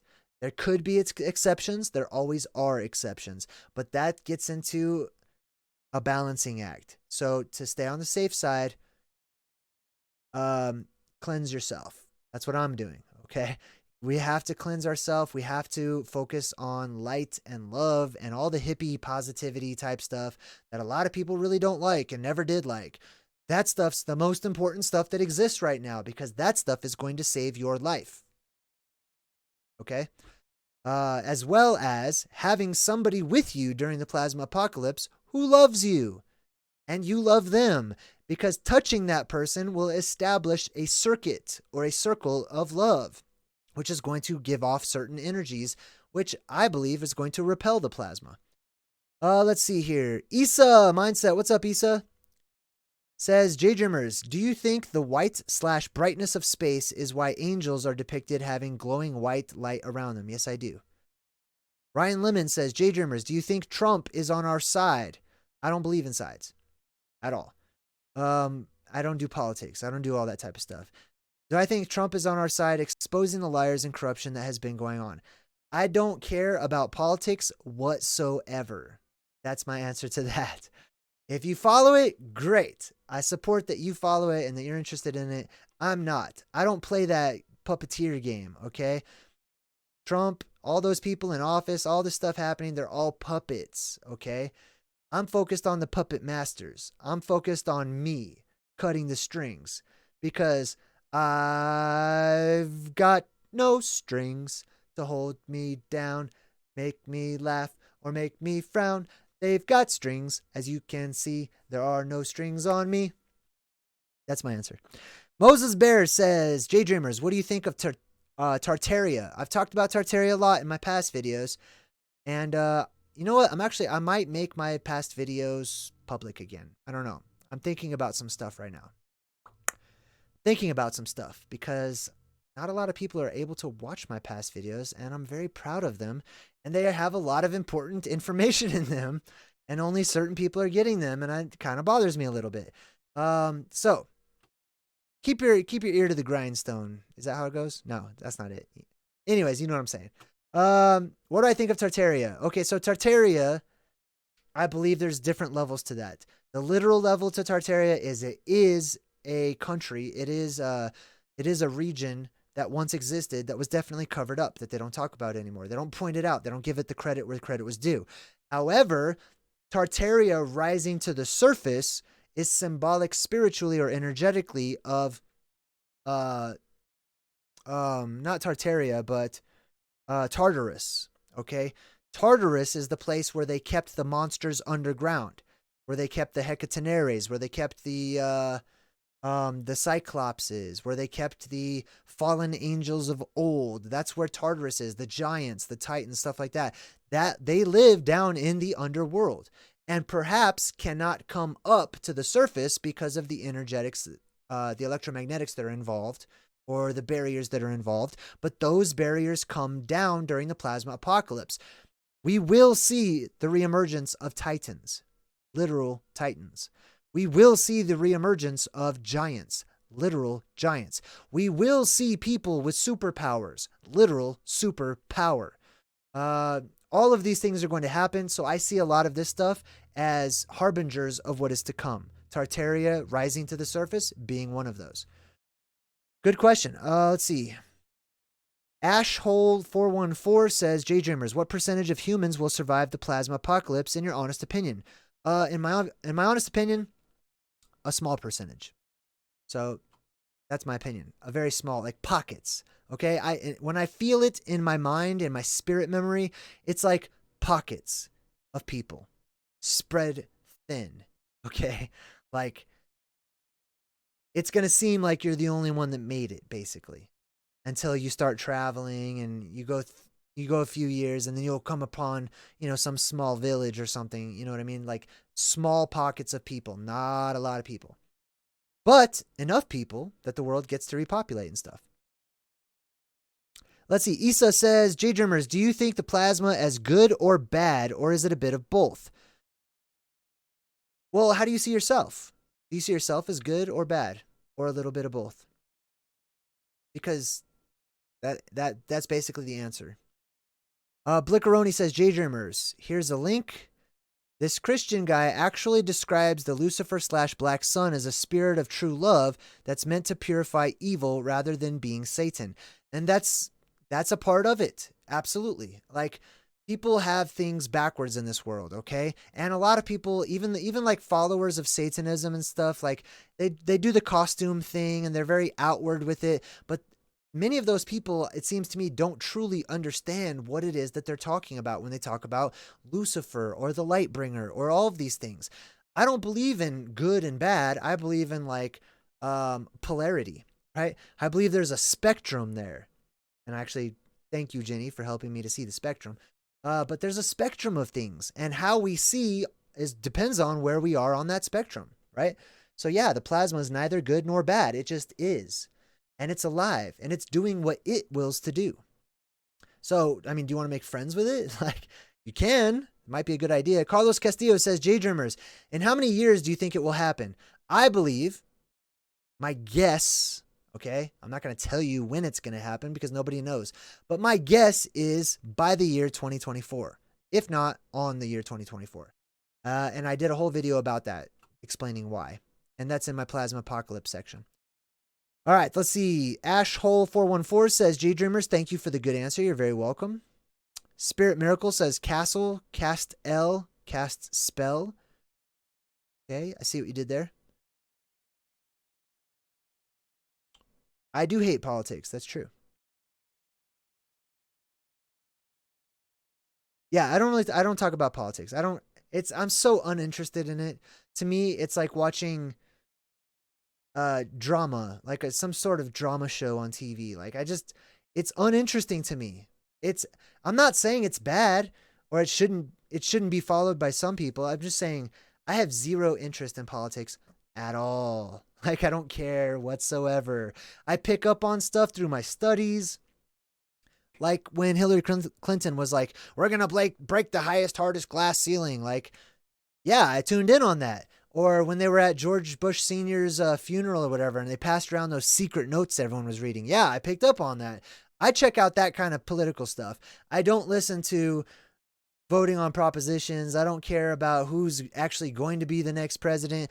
I am interested to see if it's going to be a female next time around, because that's my prophecy. Okay. I'm pretty sure it's going to be a female. And I'm pretty sure that female is going to do some messed up, crazy stuff that's going to be a result of the amplified male energy in the world. Blickaroni says, JayDreamerZ, is it possible the phrase 2020 hindsight is predictive programming? Are you talking about the year 2020? I'm not sure what you're talking about. But yeah, some people are saying like, oh, the world's going to end on 2020 because we're going to go into a new age and we're going to have a new vision, etc. I don't know.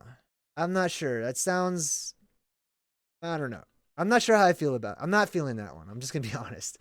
Like, it could happen in 2020, but I think too many people are going with that whole 2020 perfect vision. Dude, I have excellent vision, and it's 2040. Okay? I don't have 2020 vision. I have better than that.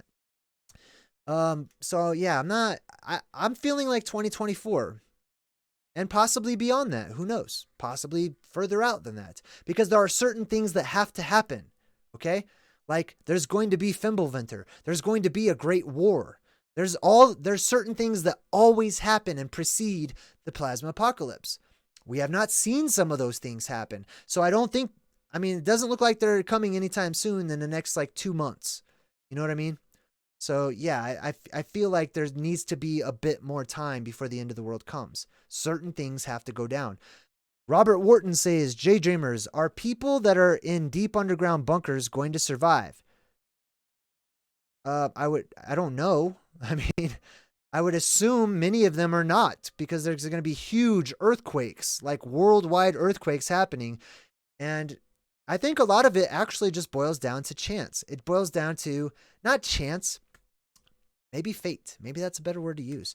That's why I'm not worrying about it. What is meant to happen is going to happen. So if you want to try to beat fate, if you want to try to like dodge destiny or whatever, then hey man, study it. Like study it and do your very best. But there's no guarantee. There is no guarantee unless you're in space. Unless you're on the other side of that dome. That's the only guarantee. All right. If you live in this world, that plasma is going all kinds of random places. You can't hide from it. Okay. It's going to be more attracted to certain places. So you can raise your odds a little bit by being in places that are going to be less attractive to the plasma. You can raise your odds a little bit by not living on sand when liquefaction occurs and you just sink into mud, into quicksand, and die, basically. Yeah, there's things you can do to raise your chances of survival. But there's going to be so much chaos happening, man. Like, that's why I say you need to go inward, not outward, and worry about survival. Go inward, fix your spirit, fix your energy, like correct yourself, because I believe that is going to be your path to salvation.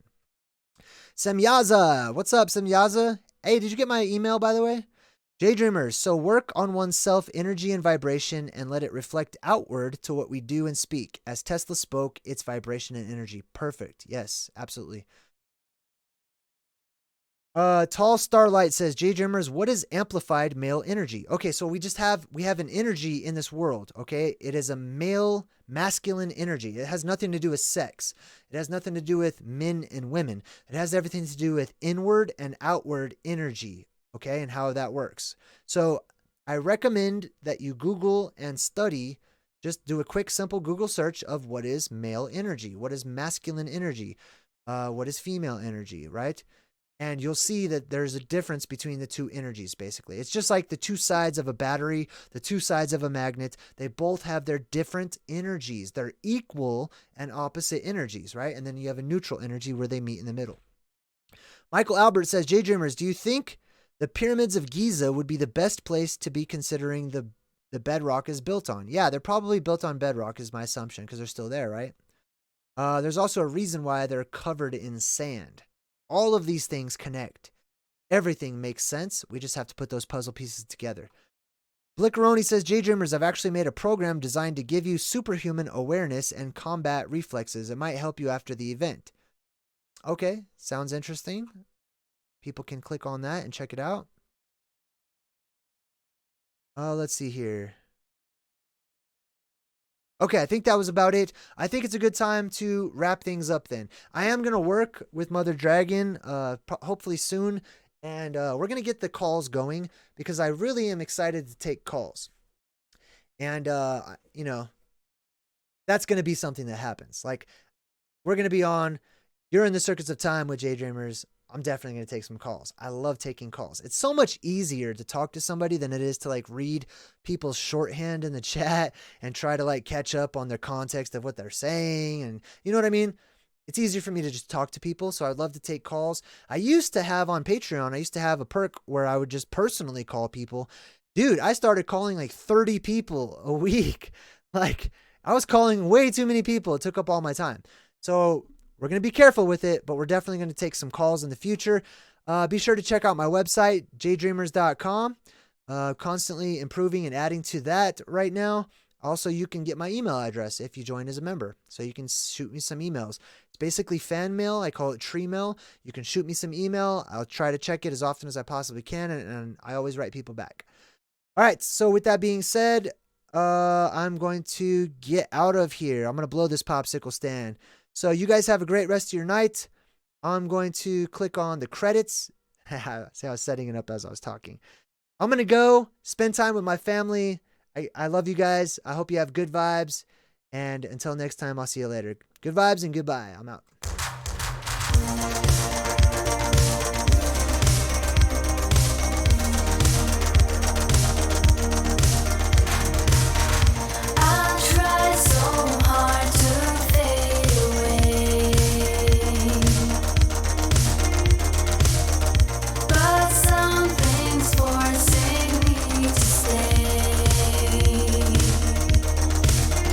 It'd be easier for me if I turned away to flee. Oh.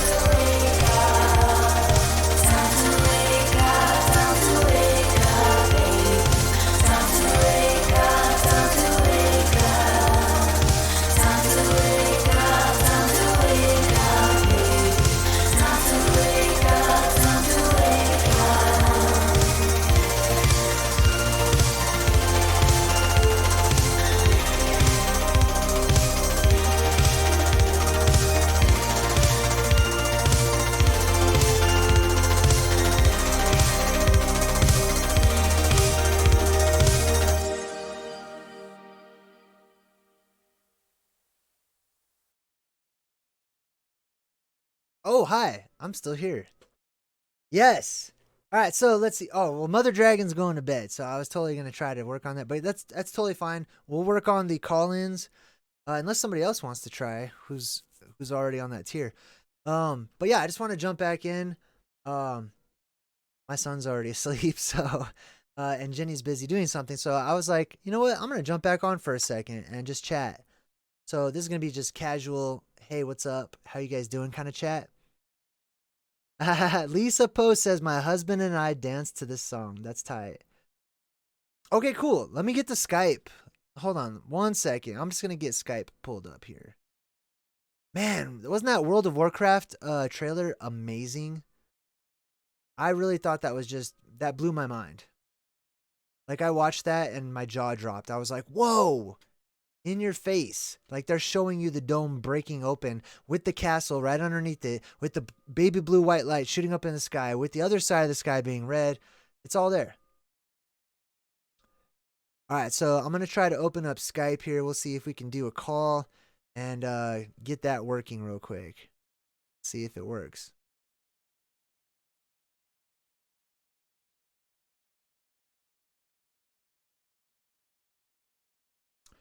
All right. 1 second.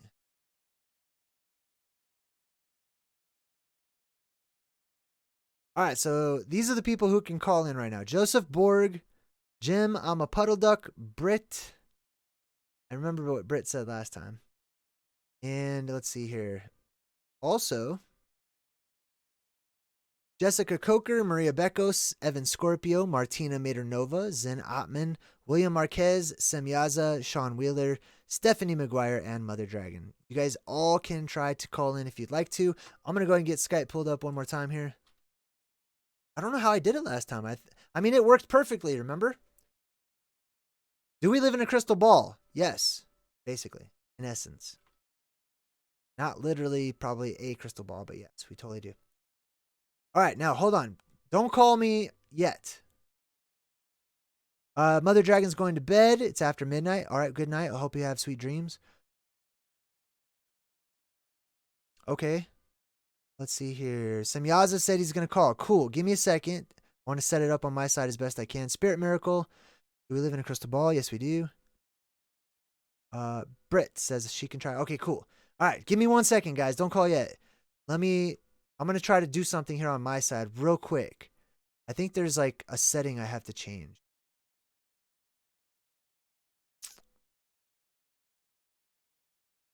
General? Appearance. Video? Let me try to test something. See, I'm testing the audio in Skype right now, and I should be able to hear something. Either over the speakers or in my headphones here. Make a free test call. Yeah, go for that. See, I don't hear anything. So there's a disconnect between my software program and Skype right now. For some reason. How do we fix that? I have an idea. I have a brilliant idea. Audio input capture. No, that's me. Audio output capture. It's you guys. Add source. Boom. Go for it. Let's do that.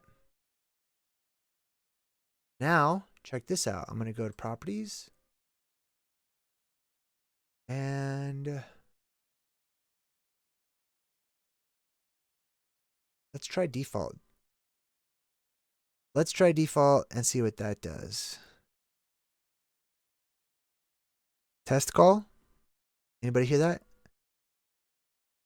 Let me know if you heard that. I'm going to try something else here.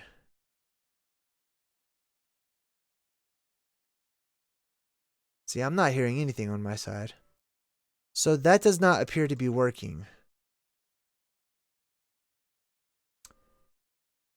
All right, 1 second. Let me try something else. It's that NDI feature on here. Something about NDI. I have to find where it is, though. Let's go to account profile. That's not it. General. That's not it. It's not it. Audio and video. Also not it. Calling. Advanced. Ooh, this might be it. Allow NDI usage. Yes, I have that on. Answer incoming calls automatically. It's definitely the NDI deal. So what I need to do is close this. I need to go into my software. I'm using Streamlabs, for those of you who are wondering. There's always a link in the description, so if you want to use Streamlabs, like, I get like a tip from them if you click on my link. So you can do that if you want to. But it's pretty user-friendly. Takes a while to learn, but once you do get better at it. All right, so let's see. I got the NDI. Okay, so I need to go here. I'm sorry, guys. I'll be right there. If you're just tuning in, this is the end of the show. So we're just all casually hanging out. I'm just going to chill and chat with my friends in the chat. And if there's any craziness, we will go members only real quick. So let's not be crazy in the chat. Let's be super respectful and bring the good vibes. All right, NDI source. I'm going to add that. It's like stuff you have to learn. All right, let's just add that.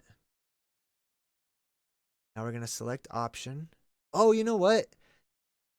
I'll bet it's not giving me an option because I don't have a call started. Semyaza, you want to go ahead and try to give me a call, man. Let's see if it comes up as an option after you call. Please and thank you.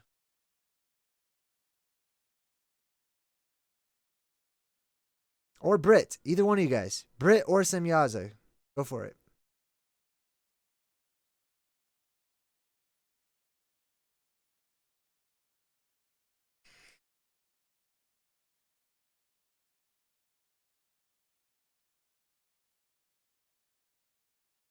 Is it working?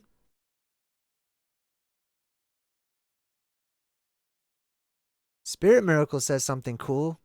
The world I see is an outward picture of an inward condition from A Course in Miracles. That's pretty good. Who's giving me a call? Is it Brit or is it Semyaza? Let's find out. Man, I wish I could figure out how to make this thing work here. Properties. See, it doesn't even pop up Skype as an option. What if I tried to Skype with myself? I could probably do that. Yeah, that's fine. Totally fine. Huh. I think I'm going to try that. Let me click done on whatever that was. Hey, Basics Phyllis 8 says, good vibes all day long. Hey, I appreciate that. That's really cool. Definitely good vibes all day long. Let's see here. See, last time I did this, I think I was in a different scene. So maybe it was my Sylvan lining one. But I can't change scenes. If I change, like, if I go from like Plasma Apocalypse, which is what it is now, to the Sylvan lining, it'll disconnect the whole live stream. And I remember from that. See? That's why we make mistakes. We learn a different way. Hopefully we'll learn a better way. But last time it was just picking up my computer. So it must be the audio right now. Where's the audio going through? I bet we could figure this out. Let's go to... I'm going to put the audio in my headset right now. Choose your input device. Okay. Let's see what the...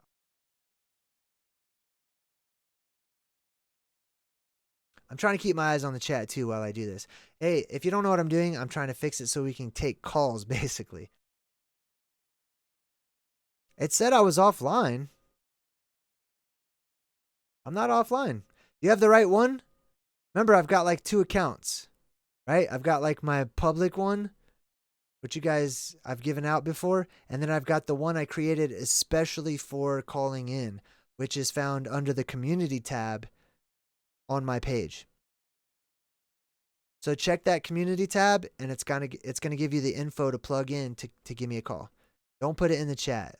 Otherwise I'll have to do it all over again. Please.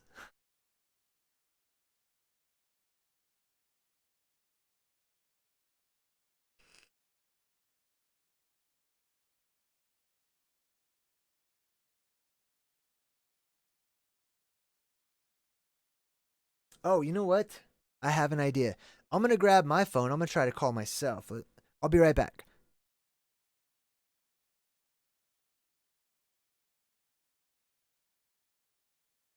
Boom.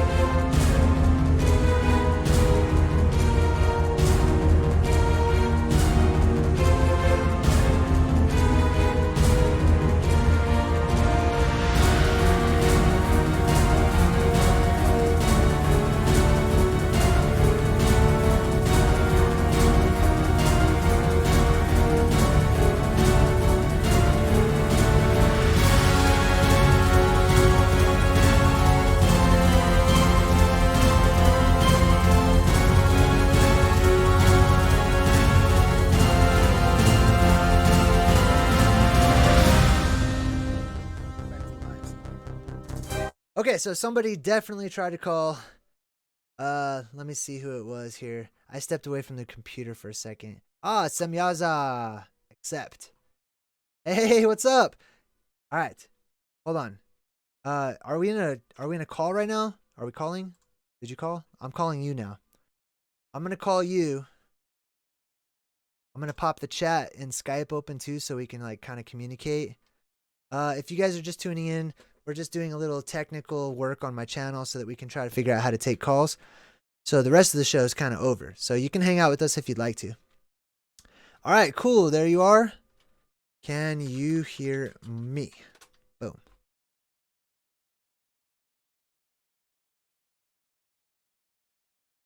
I do not have the chat pulled up. Hold on. Let me see here.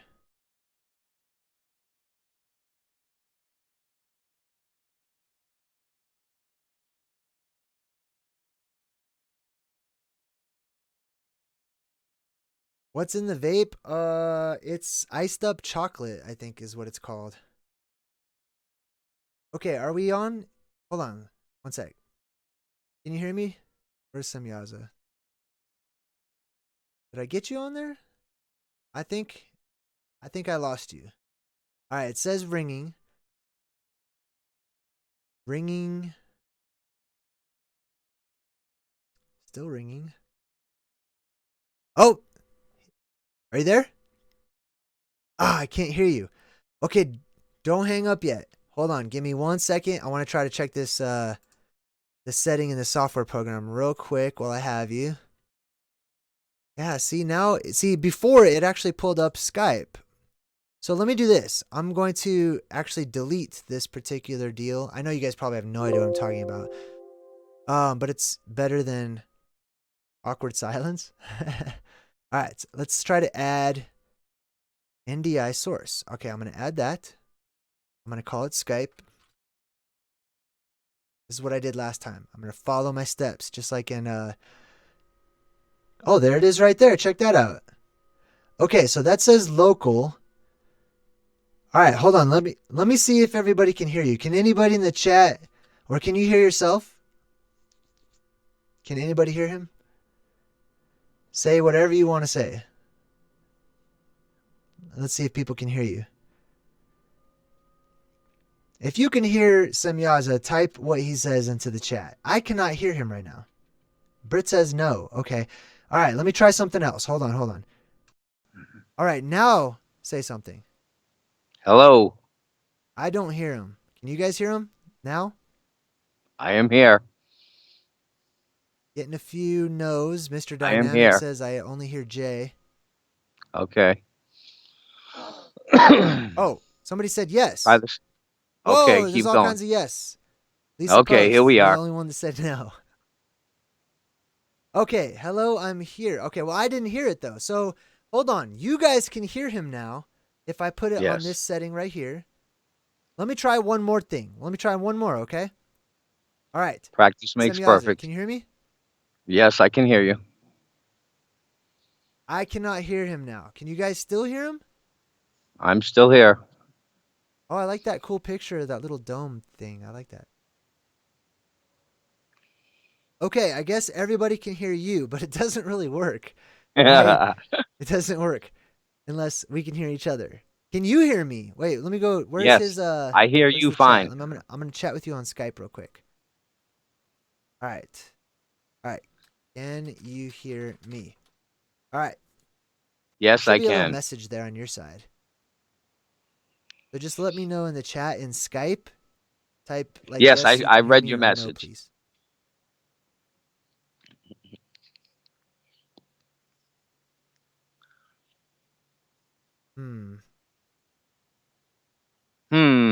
Well, Britt says that she hears us both. Mr. Dynamic says he can't hear Semyaza for some reason. He hears me. Oh, cool. He does hear me. Well, how come he didn't type into Skype? You got to type. Hi. Okay. Hold Hello. on. Hello. How do I type back? Okay. Oh, maybe he can't. Maybe he can't type. That's fine. I can't All type right. back. Let's see here. Hold on, Let me I got go you. to the settings. Yes, I I've got that set up. You guys can hear. I need to make it so that I can hear. So where's the problem? It's on my side.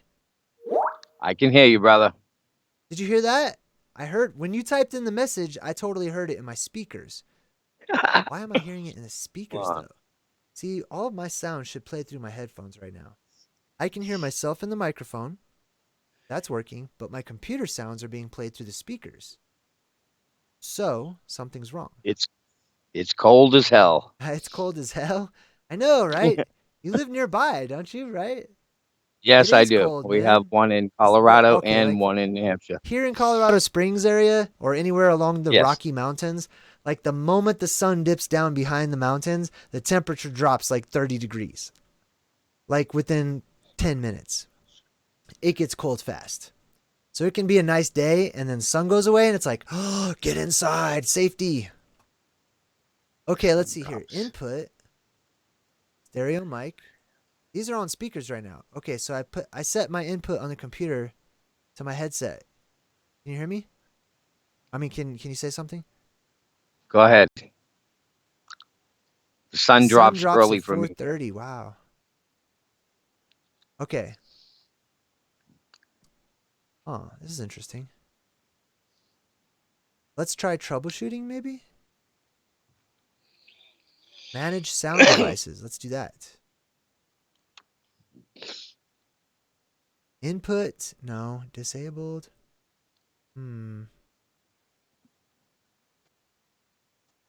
That's not Can the it. chat still hear me? Test. Oh, I heard that in my speakers. Okay, good. I heard that out there. Okay, good. I don't know what that was. So those are all working. Man. It's got to be in my software program. I'm going to keep this up so you guys can hear him. It says I'm going to click on this one actually. So hopefully that's fine. I'm still here. Let me check something. It's got Skype and it's got my microphone. So let me check Skype real quick. I bet I know the problem. Ooh, I bet I'm about to fix the problem. Fix that problem. I hear you! You hear me? Oh my God. Yes! Yes! Practice makes perfect. Yes, genius. Okay, now I have to fix the visuals. Hold on. All right, let's see here. How do I I think I just clicked this. I'm gonna have to rewatch. Uh-oh, I lost you. Are you there? Oh, okay. Yeah, I'm here. Okay, I can't do that. Hold on. Let me figure out a different way to do this. Oh, I have a genius idea. Let's just minimize. All I need is the audio. All right, cool. Are you still there? I'm always here. Oh, this is great. Okay, cool. So see, now I can just play with this. How did I do this? I totally forgot how I even did. Oh, that's right. Okay, I remember how I did it. I set up. Okay, cool. How fun. All right, how's it going? God, I'm so excited. Fantastic. How's it there? It's not bad. I have the heater blasting, so like My brother lives up there. I've tried not to go outside. It's very cold outside today. Yes, it is. It's here extremely as well. And I work outside too. Oh, yeah, that's right. Yeah. I service air conditionings and everything like that. My brother works out of Colorado. He has a house up near Upland and Penrose. Oh, wow, cool. Yes. All right, you're feeling... Go ahead. No, I'm just saying, go ahead and talk. I'm just playing with the I'm good. I'm good. I just wanted you to perfect this. Oh, nice. Thank you. This is perfect. Hold on. Give me 1 second. And we'll have to try it again. I'll hang up and have someone else or myself try back, see if you can lock it in. Yeah, I think that's a super good idea. Okay, cool. This is really exciting. Boom. Oh, that's way too like a bright. kid with a toy. Yeah, it's always fun for me when I figure out new stuff. Like before, I wanted to have like guests on where they could be on video and everything. Like I tried having ODD on my channel. That didn't really work because like it was too much stress on the computer, you know? Oh yeah, but at least the Skype is good. It allows everyone to call in and share their views. Yeah, cool. Oh, it says, hold on. It says his volume is very high, like way too high. Okay, hold on. I have an idea. Let's go to Skype. No, not yet. Not yet. Okay, now talk. Okay, right here. That should be perfect. That should be about perfect. So, okay. 1, 2 is in the chat. Let's break it and see. Let someone else try. If not, I'll try back again. See if you perfect it for the next viewing. Okay, cool. That sounds good, man. All right, talk to you later. Take care, brother. Bye-bye. Bye. Okay, cool. So that was Semyaza. Hey, we heard Semyaza for the first time. Semyaza from the Good Vibe Tribe. Been a member for quite some time. And first time I was able to actually get talk to him. Oh my God. What is this? Google on my phone is literally... Google... Oh my God, this is crazy. So sometimes my phone just starts randomly recording. I don't know what's up with that. I can't say the G word around my phone. Do I remember Dark Crystal? Yeah, of course I do. I just watched it. Like I literally just saw it like not too long ago. I have not watched the new series though. Started watching it, but I fell asleep. So the sound was good. Look at that. We've got the Skype thing going. So now if I want to take Skype calls, all I have to do is, let's see, where can I put it? I'll just leave it right there. That's a good spot. So all I have to do is go to Skype and basically just click the eyeball. It's got like a little picture of an eyeball and it like hides it or it brings it out. My eyes are super itchy right now. It's like allergy season or something. Lord Raven Carver says, do I remember the Dark Crystal? Yes, I do. What will happen on 2113? No idea. Take a screenshot. Remember the settings. Oh, I'll remember the settings. Like it's only like a couple of different options it could possibly be. And I just had to figure it out and then break it down. Like I had to take what I knew was happening and what I knew was working and test that against other things. Lisa Post says my Google mic turns itself on all the time. Yeah, I know, right?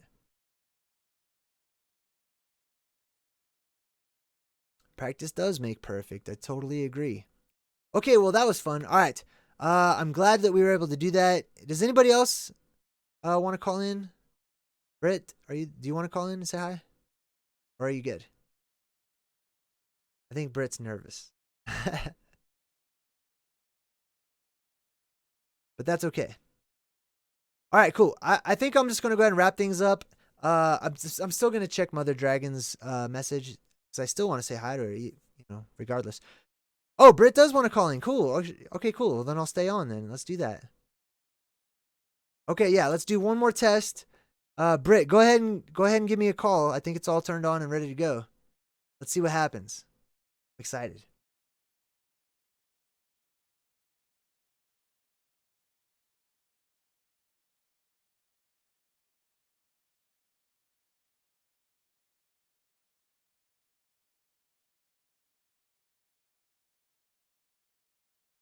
All right, so right now we're just waiting for Britt to call in. And while I wait, I think I'm going to try to adjust the lighting because lighting sucks. Actually, I lost the light over the past week. I lost one of the lights I had, and that's why I look all orange right now because the light is strangely distributed in this workspace that I have. So let's go to the webcam. Boom. Let's lock that so I don't mess anything up.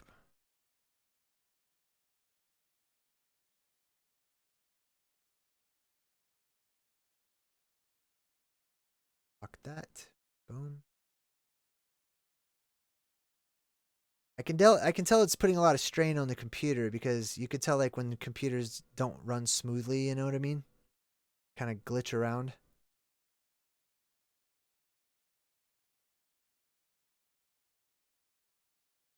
All right, let's see here. Tip jar. No, that's not it. Webcam. And let's go to my camera. Oh, audio output cap. I wonder which one. Where's Britt?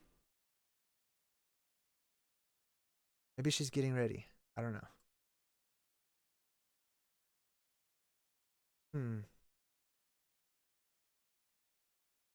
Oh, I know. I put the webcam in the backgrounds for some reason. That's what it was.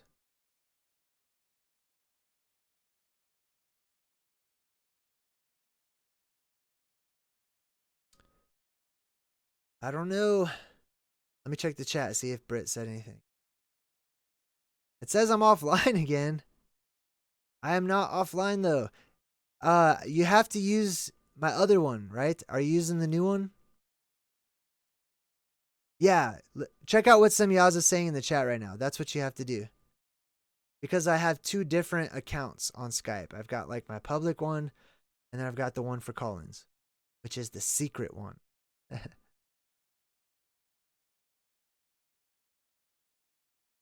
Is my webcam. I just want to fix like the lighting. It's really bad. Webcam, there it is. Okay, cool. All right, now watch this. If you're watching, you actually get to watch me. Gosh, can't breathe through this particular nostril. Sucks. All right, webcam. I'm gonna go to the filters. Oh wow, look how orange I look. It's so weird looking. All right, so I need to fix the light. I think that's. I don't know if I could do that from this. This is gonna be like my green screen. Color correction. Try this. Whoa, that made me super bright. This is like glamour JayDreamerZ. This is like dark. All right, let's just put it at 0. All right, that's normal. Contrast, no. Brightness, saturation. Let's try that. Ooh, that's a little bit better actually. Don't look so sunburned. Now this is like black hole sun style. By the way, if you want to know a lot about the plasma apocalypse, just watch the music video Black Hole Sun. It's all about everything that happens during the plasma apocalypse. Okay, well, my eyes are super red from watching the crap out of them. That's actually not bad. Does that look a little more human skin toned? Maybe a little too pale. Let's put a tiny bit of color in there. There we go. I'm satisfied. That's approximately what it looks like. JayDreamerZ says JayDreamerZ. Yo, Jay, I believe we're born only a day apart, so we have a similar birth chart and mindset. Is that serious? That's an awesome screen name, dude. It's like mine, but all different. I like it. Yeah, Black Hole Sun vid. Oh, dude. Every time I watch that, I see more stuff in the Black Hole Sun video. And I love the song. Like the guy is basically like, this world sucks. Please come fix it. I want to leave. Like he's singing about like how the world sucks and he wants the black hole sun. He wants the plasma apocalypse to happen.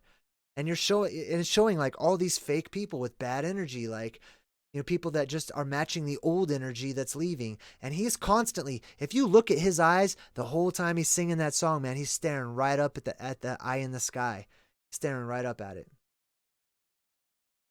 Yeah. ABC123 says Chris Cornell is a prophet. 100. I agree. He's trying to say like, oh, I just kind of made that song up. You know, sound. No, dude, you knew what you were talking about. Come on. Oh, somebody here's, do I have a caller? Did somebody call me? I don't think I have a caller. Who said they can hear me both? Oh, Lord Raven Carver says I can hear you both. Okay, does anybody want to try doing the call-in or no? Anybody that has access to it? I think I pretty much fixed that. Hey, you know what? Let's play with the camera a little bit more. Why not, right? It's late night with Jay. So I'm going to play with the camera. I kind of want to zoom it in a little tiny bit. So let's go to the properties of the camera, configure the video while I'm live. Okay, cool. One second. Zoom. Whoa. Do those reaction videos. Ah, crazy. Dang, that sucks when the green screen's off. Makes it look like I don't brush my teeth. All right, so let's save that. Cool, that's a little bit better. I'm a little bigger. I wanted to be looking like that. And let me get out of that. And I'm just going to fix one quick thing here. My chroma key. Chroma key is a fancy word for green screen. All right, I just want to go like this.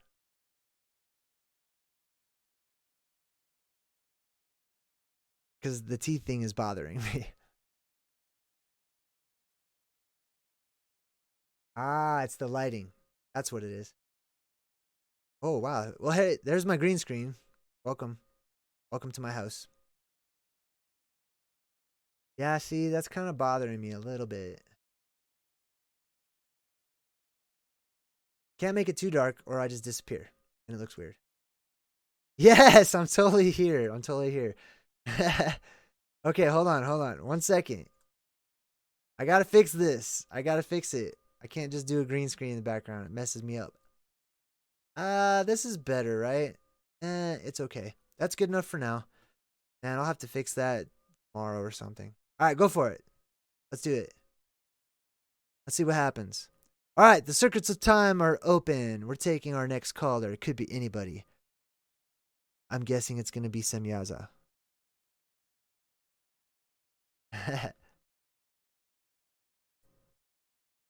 Yes, it is. Hey, you know what's funny? I don't know why I just thought of this, but what's that Western where they had like Doc Holliday and Kurt Russell was in it? Tombstone, right? There's this part in Tombstone. Oh, it says missed call. Well, let me call you. Well, no, we have to practice you calling me. So go for it and try it again. But it said missed call. Maybe I was distracted.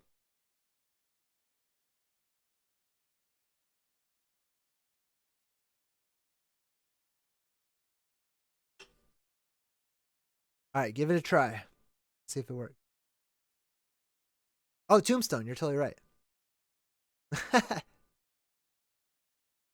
Okay, so ABC123 said Tombstone. So there's a part in Tombstone whenever Doc Holliday's totally screwing with this poker player. I forgot the guy's name. But he's like, the guy keeps losing to Doc Holliday. And Doc Holliday's like, it's not working, bro. And he's like, I know. Let's have a spelling contest. And then the guy gets really upset. It worked when I called you. Man, that's weird. Wonder why it didn't work. Maybe I should set it to automatically answer calls because it's telling me I'm missing calls right now, but it's just not actually calling. All right, I'm gonna try to call you.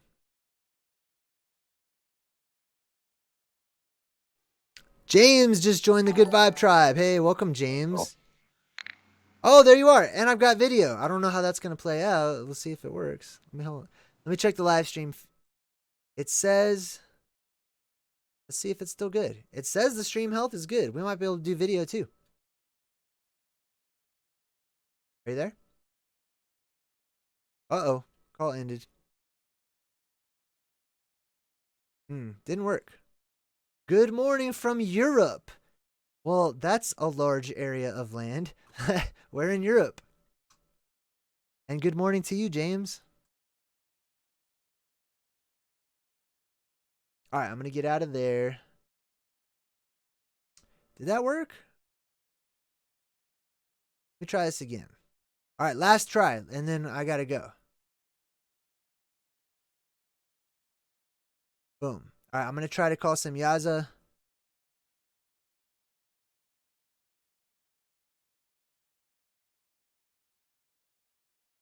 Hello. Hey, look at that. It worked. But only when you called me, if you noticed. Yeah. To be trying to call you, so a suggestion would be to say to them, call out if you want me to call you for any of the members that are listed if we don't fix this problem. Good idea. That's a really good idea. You can suggest it and call them, and it will connect them automatically for those that are having trouble trying to access that. Well, I'm going to turn the camera on if that's okay. I want to see if this works too. Did the camera work? I can't see you because I didn't link the camera on. Oh, okay. That's okay. That's not a problem. Well, that's cool. I'm glad we figured this much of it out. Yes, we did. At least we know. So if someone says, hey, give me a call, because I tried calling you and it still didn't answer. Oh, wow. Called me, it worked. Yeah, when you called me, it worked. Okay, well, that's cool. I'm glad we were able to at least figure that we narrowed it it down out. a little. Yeah, we did. Okay, you have a good night. Okay, man. I'll talk to you later. Later, brother. All right, bye. Okay, so that was Semyaza. Let's see. Did Britt want to try? She said she tried. Did you try the new one though? Amir Huckleberry. Yes, I love that. There's 111 people watching this right now? No, they can't be. Hold on. Let me go back and check. There is. Wow, there's 112. I don't even know, like, do I normally get that many people watching? I don't really usually look at the numbers. Oh, it said Semyaza was echoing. Well, we could totally work on that. Thank you, J-Star. All right, hey, guys, I got to get out of here. But we'll probably actually do a few impromptus in the future to iron out the wrinkles so that we can take calls and it goes smooth. Ooh, demon voice. I didn't hear it. It sounded good in my headphones, but I don't know how it sounded to everybody else. But we can definitely iron all that out. Britt said yup. She said yes. Is that a yes that you want to call?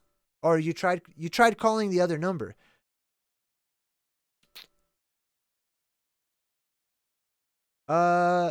Okay, yeah. You know what? I'm going to wrap things up. I'm totally going to go. Thank you so much for trying, Britt. And thank you, ABC. Hey, that was a nice thing to say. That's cool. He said, your channel's awesome, bro. Love you. Can't wait to join. Be safe, brother. Hey, cool. Thank you. Hey, I love you guys. Thanks for hanging out during like the sort of after show that I do sometimes. That was a lot of fun and good vibes. Goodbye. I'll see you guys next time. Thanks for watching.